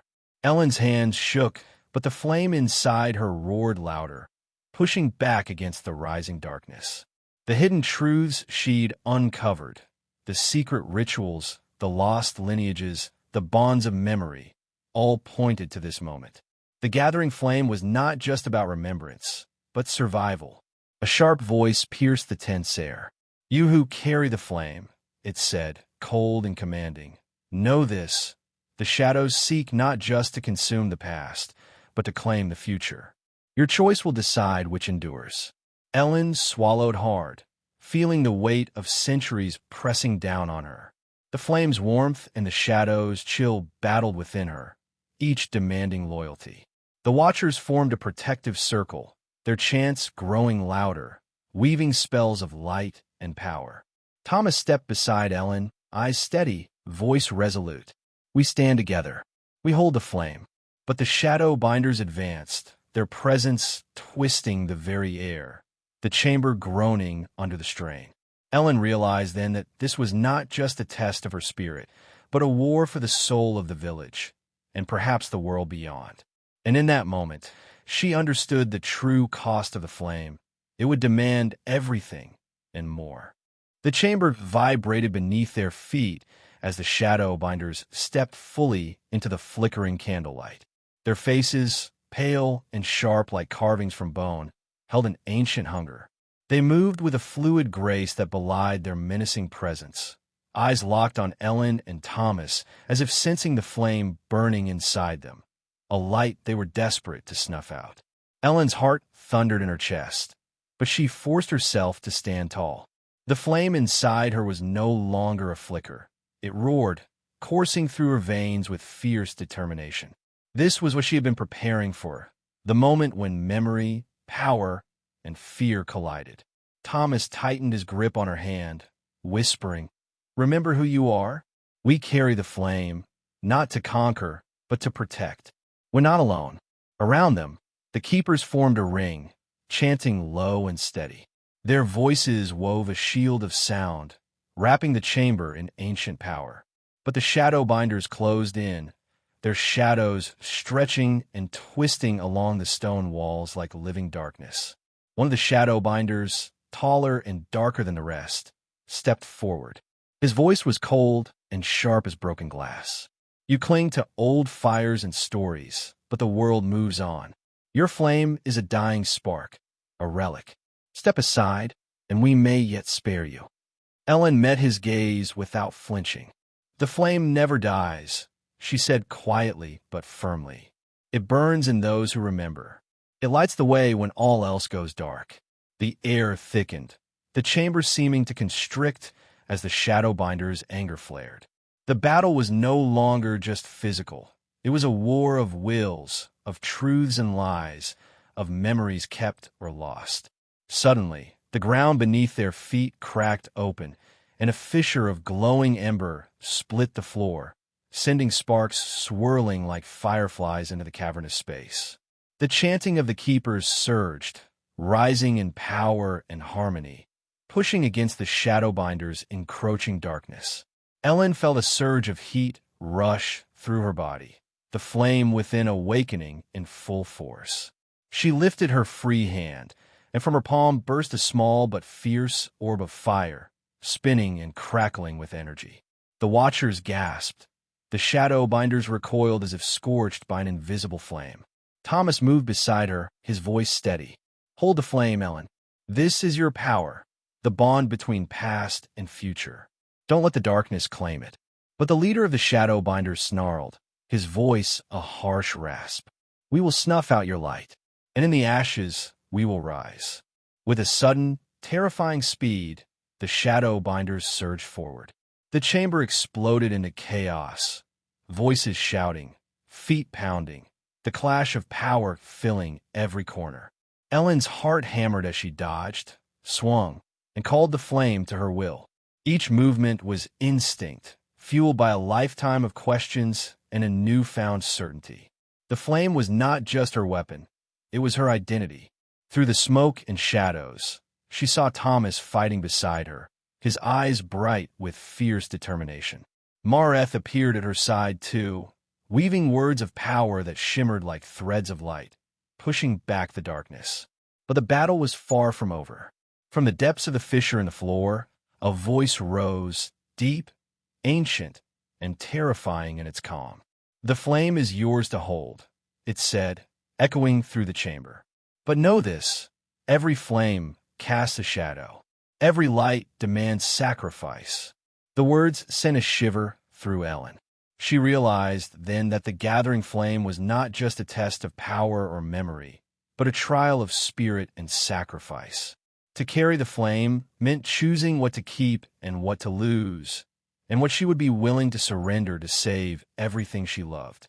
The Shadowbinders regrouped, their forms twisting and darkening like smoke in the wind.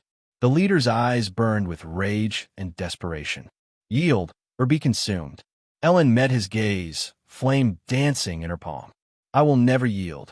A surge of power burst from her, light flooding the chamber, pushing back the darkness in waves.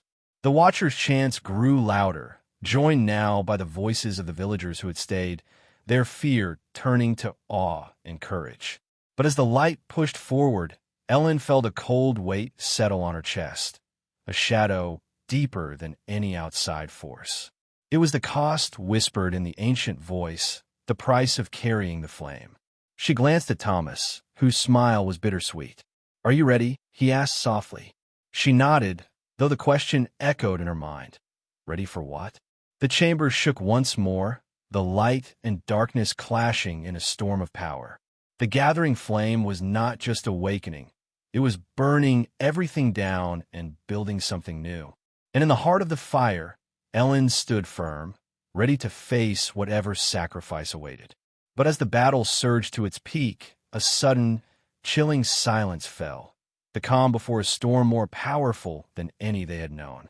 The outcome hung suspended, the future of the flame, the village, and their very souls balanced on a knife's edge, waiting for the next spark to fall.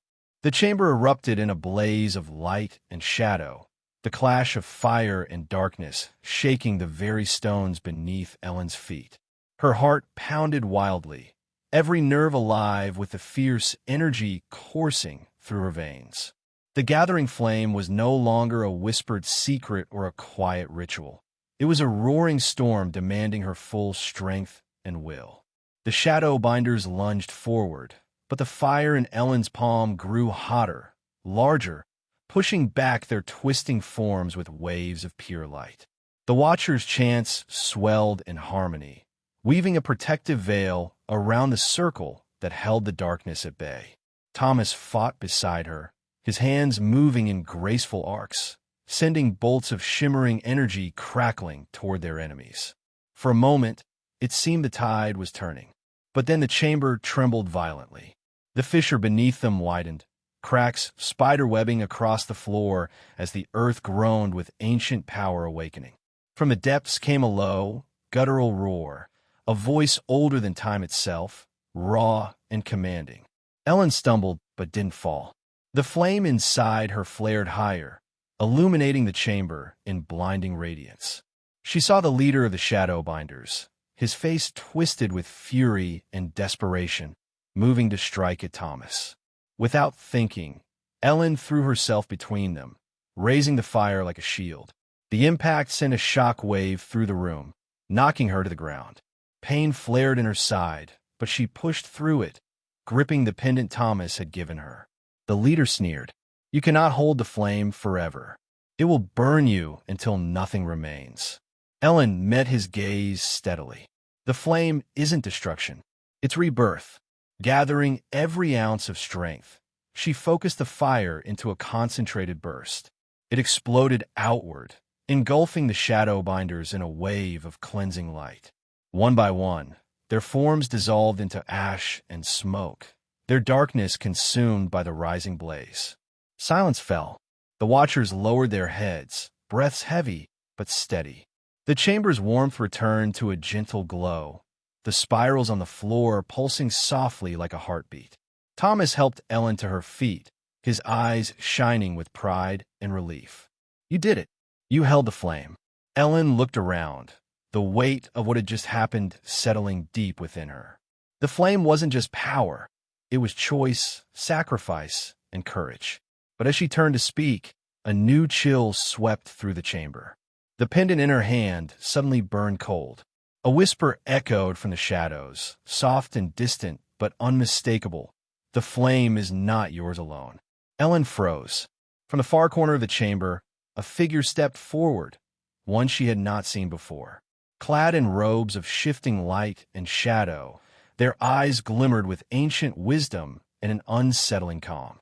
"I'm the guardian of the flame's balance," the figure said, voice like wind over stone. "The fire you carry is powerful, but unchecked it can consume all. To truly protect the flame, one must share its burden." Thomas's face tightened. "What do you mean?" The guardian extended a hand toward Ellen. "The gathering flame chooses more than one bearer.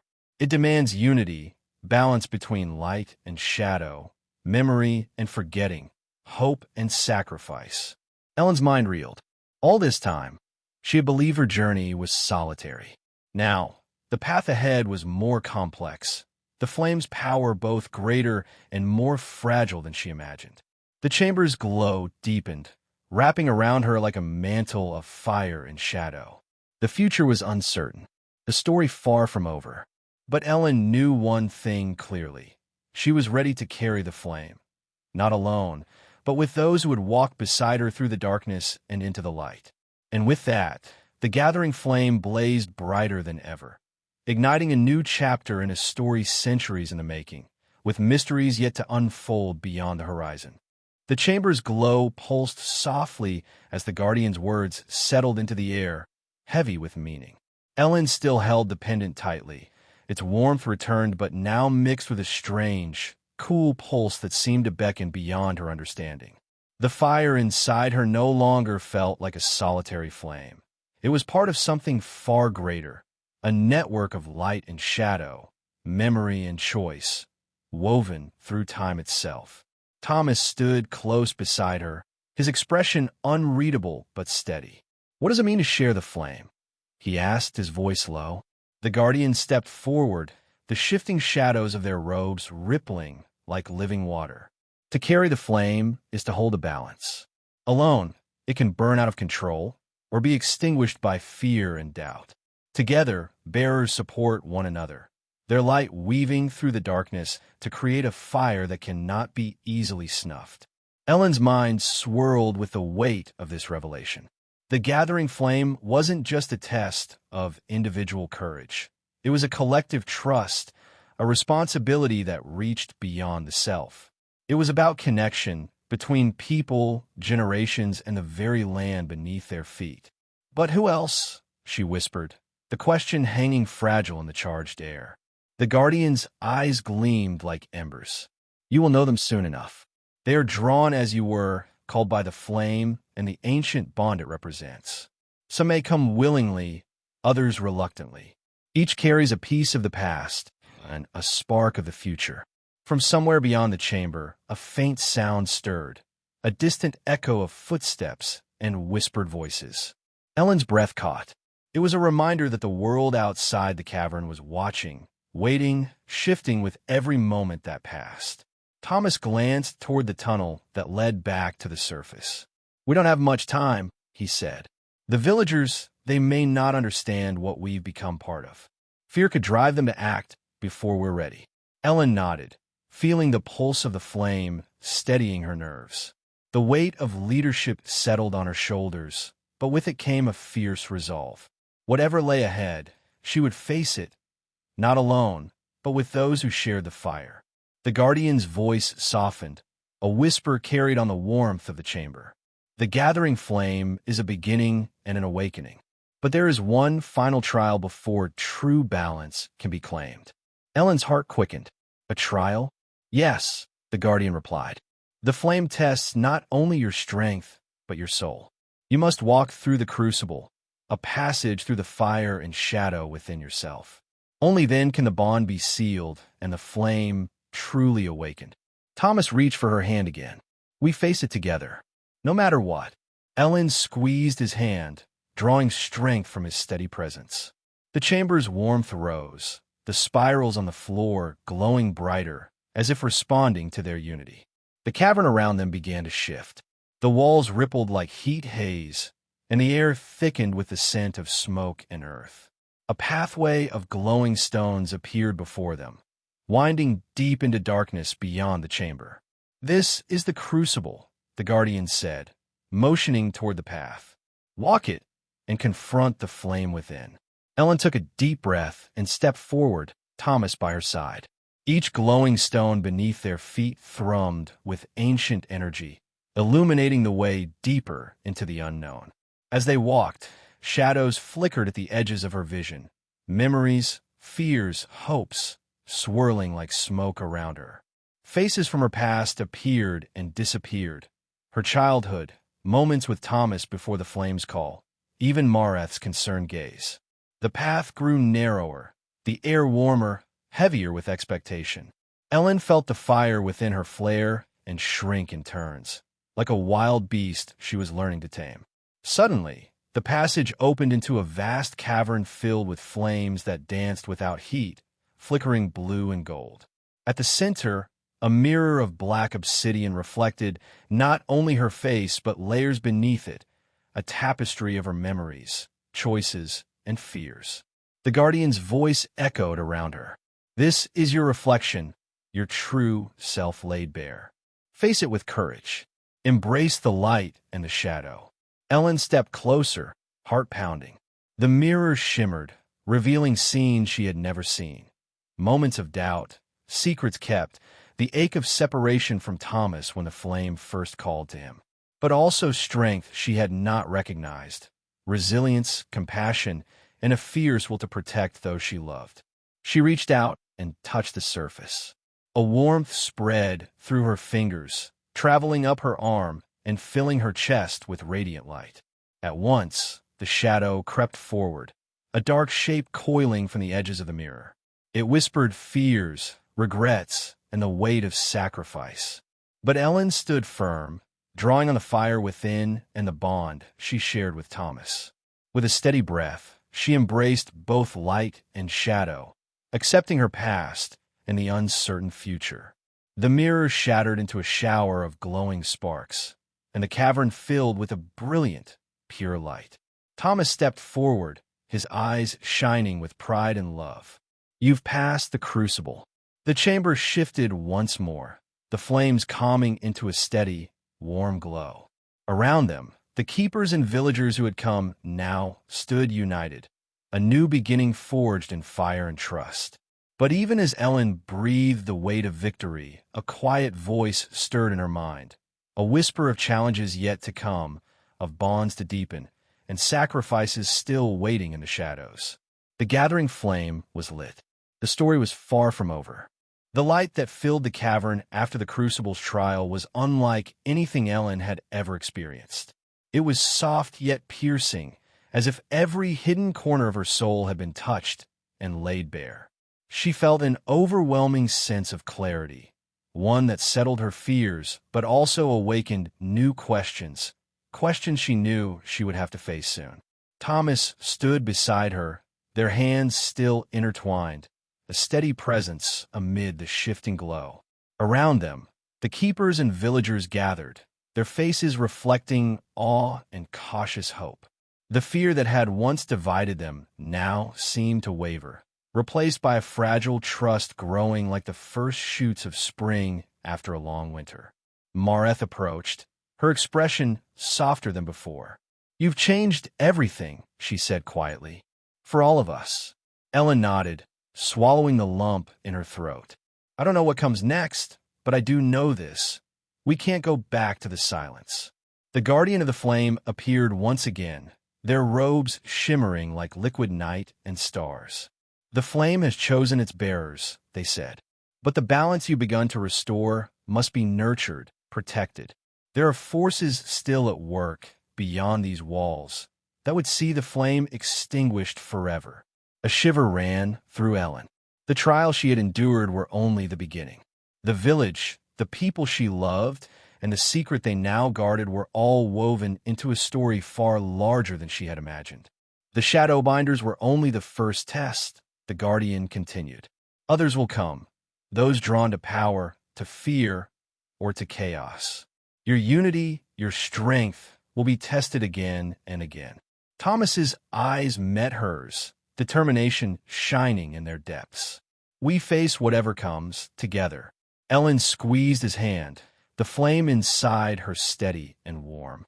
"Together." But even as she spoke the word, a new unease gnawed at her, a whisper beneath the steady glow of the flame. Somewhere, beyond the village and the ancient cavern, something watched. Something patient, waiting for a moment of weakness. Days passed after the trial, and the village began to change. Whispers of the gathering flame spread beyond the small circle of keepers, touching hearts and minds in unexpected ways. Some villagers embraced the new knowledge with cautious hope. Others remained distant, their eyes clouded with suspicion or fear. Ellen found herself caught between worlds. The old life she once knew and the new reality forged by fire and memory. She spent hours walking the familiar paths around the village, the pendant always warm against her skin, the flames pulse steady beneath her heartbeat. One evening, as the sun dipped below the horizon, painting the sky in shades of violet and gold, Ellen sat by the edge of the forest, Thomas beside her. The air was cool, filled with the scent of earth and pine. "I still don't understand everything," she confessed, her voice barely above a whisper. "Why us? Why the flame?" Thomas smiled softly. "Maybe because we were ready to see the truth, to carry the weight no one else could." She leaned her head against his shoulder, drawing comfort from his presence. "What if it's not enough?" He shook his head gently. "It will be, because it has to be." Their moment of peace was shattered by a sudden rustling in the underbrush. Ellen's heart skipped a beat as a figure stepped into the fading light. A stranger cloaked in a deep green hood, face partially hidden. The villagers rarely saw outsiders, especially at this hour. "Who are you?" Thomas asked, standing protectively. The stranger lowered the hood, revealing sharp eyes that gleamed with an unsettling mix of curiosity and warning. "I come with a message," they said. "The flame you carry has not gone unnoticed." Ellen's pulse quickened. "By whom?" "By those who fear its power," the stranger replied. "The balance you've begun to restore threatens forces far beyond your village, forces that will stop at nothing to snuff out the light." Thomas frowned. "What do you want from us?" "Alliance," the stranger said simply. "To stand with those who bear the flame, or be swept aside by the coming storm." Ellen exchanged a glance with Thomas, the weight of the choice heavy between them. "Tell us everything," she said at last, voice steady despite the rising tension. The stranger nodded, stepping closer. "There's a network, old as the flame itself, of those who guard and those who seek to destroy. Your village is a beacon, but there are others, hidden places, hidden keepers. If you join them, you may stand chance." Ellen felt the familiar flame within her flare, a fierce determination kindling with every word. The quiet, boring history of their lives was gone. In its place was a living, breathing story of fire and shadow, courage and sacrifice. The path ahead would be perilous, filled with choices that could change everything. But for the first time, Ellen was certain of one thing. She would not walk it alone. And as the stars blinked awake above them, the flame in her heart burned brighter than ever, ready to face whatever darkness waited beyond the horizon. Ellen watched the stranger carefully, her mind racing to piece together what this sudden revelation meant for her and the village. The stranger's words echoed in the quiet night, stirring unease deep within her. The flame they carried was no longer just a secret of their small world. It was a beacon in a much larger, more dangerous game. Thomas stepped forward, his voice calm but edged with caution. "You say there are others like us? Other keepers, other villages?" The stranger nodded. "Yes, the flame exists beyond these woods and hills, passed down through hidden lineages. Some guard it fiercely, while others seek to control or destroy it. You are part of this ancient web, whether you know it or not." Ellen's heart pounded harder. The weight of responsibility was growing heavier by the moment, but so was a strange sense of relief. At least now, she knew the truth wasn't confined to whispered legends or the shadows of her village. It was real, and it was vast. "But why reveal this now?" she asked, her voice steady despite the whirlwind inside. "Why come here to us?" The stranger's eyes darkened. "Because the balance is tipping. The shadow binders you fought were only the beginning. Their masters grow restless. A great storm is coming, one that could sweep away the flame forever unless the keepers unite." Thomas exchanged a grave look with Ellen. "We have little time, then." The stranger pulled from their cloak a small, weathered map, etched with symbols both strange and familiar, the spirals, flames, and circles they'd seen in the cavern. "This marks the paths between hidden sanctuaries, places where the flame is kept alive. You must decide, will you join us in protecting the flame across the lands, or will you stand alone, vulnerable to the darkness?" Ellen reached out, tracing a trembling finger over the lines. Each mark seemed to pulse faintly, as if alive. The map was more than paper. It was a lifeline to a future she hadn't dared imagine. Thomas's grip tightened around her hand. "We can't refuse. Not if we want to keep the flame burning." Mareth's voice came softly from the shadows. "This changes everything, but also gives us hope."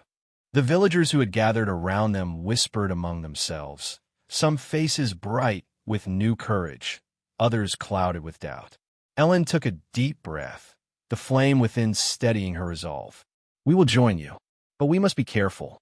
Fear has driven wedges before." The stranger inclined their head in respect. "Wise words. You are ready for what lies ahead." Night deepened around them, the stars overhead glimmering like distant fires in a vast dark sky. Ellen felt the flame inside her pulse in rhythm with the earth, steady and alive. The next days passed in a blur of preparation and quiet determination. The village, once silent and isolated, began to hum with newfound purpose. Secret meetings were held in the cavern, plans drawn in whispered conversations, and training sessions led by the keepers and the stranger who had come with a map. Ellen found herself at the center of it all, her life transformed by the flame's call. She learned to call the fire in new ways, not just as a weapon, but as a source of healing and connection. Thomas was at her side every step, their bond deepening as they faced the unknown together. Yet, beneath the hope, a shadow lingered. Strange signs appeared around the village, footprints too large for any known creature, shadows that moved against the wind, and whispers carried on the night breeze, warnings of the darkness gathering strength. One evening, as Ellen and Thomas returned from a patrol near the forest edge, they found Mareth waiting with a grave expression. "There's news," she said quietly. "Other sanctuaries have fallen. Keepers lost. The Shadowbinder's masters grow bolder." Ellen's chest tightened. The map was no longer just a guide. It was a countdown. "We need allies," Thomas said, voice firm. "And fast." That night, beneath a sky heavy with stars, the village held a gathering unlike any before. Fires burned bright in the open square, faces illuminated by their warm glow. The stranger spoke of ancient alliances, of a need to rebuild a network fractured by fear and time. Ellen stood beside Thomas, feeling the weight of her choice settle firmly within her. The gathering flame was no longer just a local secret. It was a beacon calling all those willing to stand against the coming dark. But as the meeting ended and the villagers returned to their homes, Ellen caught a glimpse of a figure watching from the edge of the forest, a silhouette cloaked in shadows, eyes gleaming with a cold, knowing light. The flame inside her flickered with a warning. The true test was only beginning. And beyond the horizon, the darkness waited, patient and hungry. The light that filled the cavern after the Crucible's trial was unlike anything Ellen had ever experienced. It was soft yet piercing, as if every hidden corner of her soul had been touched and laid bare. She felt an overwhelming sense of clarity, one that settled her fears but also awakened new questions, questions she knew she would have to face soon. Thomas stood beside her, their hands still intertwined, a steady presence amid the shifting glow. Around them, the keepers and villagers gathered, their faces reflecting awe and cautious hope. The fear that had once divided them now seemed to waver, replaced by a fragile trust growing like the first shoots of spring after a long winter. Mareth approached, her expression softer than before. "You've changed everything," she said quietly. "For all of us."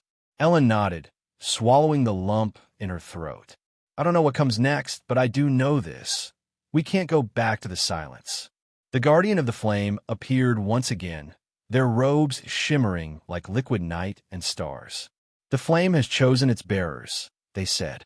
"But the balance you've begun to restore must be nurtured, protected. There are forces still at work, beyond these walls, that would see the flame extinguished forever." A shiver ran through Ellen. The trials she had endured were only the beginning. The village, the people she loved, and the secret they now guarded were all woven into a story far larger than she had imagined. The Shadowbinders were only the first test, the Guardian continued. Others will come, those drawn to power, to fear, or to chaos. Your unity, your strength, will be tested again and again. Thomas's eyes met hers, determination shining in their depths. "We face whatever comes together." Ellen squeezed his hand, the flame inside her steady and warm. "Together." But even as she spoke the word, a new unease gnawed at her, a whisper beneath the steady glow of the flame. Somewhere beyond the village in the ancient cavern, something watched, something patient, waiting for a moment of weakness. Days passed after the trial, and the village began to change. Whispers of the gathering flame spread beyond the small circle of keepers, touching hearts and minds in unexpected ways. Some villagers embraced the new knowledge with cautious hope. Others remained distant, their eyes clouded with suspicion or fear. Ellen found herself caught between worlds, the old life she once knew and the new reality forged by fire and memory. She spent hours walking the familiar paths around the village, the pendant always warm against her skin, the flames pulse steady beneath her heartbeat. One evening, as the sun dipped below the horizon, painting the sky in shades of violet and gold, Ellen sat by the edge of the forest, Thomas beside her. The air was cool, filled with the scent of earth and pine. "I still don't understand everything," she confessed, her voice barely above a whisper. "Why us? Why the flame?" Thomas smiled softly. "Maybe because we were ready to see the truth, to carry the weight no one else could." She leaned her head against his shoulder, drawing comfort from his presence. "What if it's not enough?" He shook his head gently. "It will be, because it has to be." Their moment of peace was shattered by a sudden rustling in the underbrush. Ellen's heart skipped a beat as a figure stepped into the fading light. A stranger cloaked in a deep green hood, face partially hidden. The villagers rarely saw outsiders, especially at this hour. "Who are you?" Thomas asked, standing protectively. The stranger lowered the hood, revealing sharp eyes that gleamed with an unsettling mix of curiosity and warning. "I come with a message," they said. "The flame you carry has not gone unnoticed." Ellen's pulse quickened. "By whom?" "By those who fear its power," the stranger replied. "The balance you've begun to restore threatens forces far beyond your village, forces that will stop at nothing to snuff out the light." Thomas frowned. "What do you want from us?" "Alliance," the stranger said simply. to stand with those who bear the flame, or be swept aside by the coming storm. Ellen exchanged a glance with Thomas, the weight of the choice heavy between them. "Tell us everything," she said at last, voice steady despite the rising tension.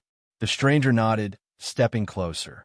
"There is a network, old as the flame itself, of those who guard and those who seek to destroy. Your village is a beacon, but there are others, hidden places, hidden keepers. If you join them, you may stand a chance." Ellen felt the familiar flame within her flare, a fierce determination kindling with every word. The quiet, boring history of their lives was gone. In its place was a living, breathing story of fire and shadow, courage and sacrifice. The path ahead would be perilous, filled with choices that could change everything.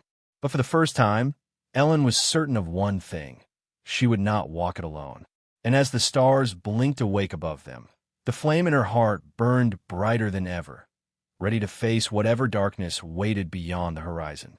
The village slowly settled back into a quieter rhythm, but something fundamental had changed, something that no one could quite put into words, yet everyone felt deep inside. The gathering flame, once a hidden secret, had become a living force, threading through the hearts and minds of all who called this place home. Ellen stood at the center of it all, no longer just a young woman caught between old tales and new truths, but a bearer of something far greater, a legacy of memory, courage, and hope. In the days that followed, the village began to reach beyond itself. Messages were sent along the paths marked on the ancient map, whispers of alliance carried like embers on the wind. Keepers from distant sanctuaries responded, their voices joining in a chorus of determination and resilience. The network of the flame was slowly weaving back together, stronger and more vibrant than before. Ellen and Thomas traveled to some of these distant places, meeting other bearers and learning new ways the flame could be called upon, not just for protection, but for healing and renewal. Each sanctuary had its own stories, its own struggles and victories, but all shared the same sacred trust to guard the flame's light in the midst of growing shadows. Back home, the villagers grew closer too, the divisions born of fear and suspicion melting in the warmth of shared purpose. Mareth's wisdom guided them, her fierce spirit a reminder of the strength found in unity. The stranger who had first come bearing the map remained at their side, teaching, learning, and helping to build a future that honored the past while embracing change. Despite these hopeful signs, Ellen knew the darkness had not disappeared. The Shadowbinder's masters, whoever they truly were, remained out there, waiting, watching, biding their time. But now, the flame was no longer just hers to carry. It was a fire burning in many hearts, a force that could not easily be snuffed out. One evening, as the sun dipped low, Ellen sat beside Thomas on a hill overlooking the village. The pendant around her neck glowed softly, pulsing in rhythm with the earth below. She breathed in the cool air, feeling the steady beat of the flame inside her. "Do you think it will ever end?" she asked quietly. Thomas smiled, his hand finding hers. "Maybe the struggle never really ends.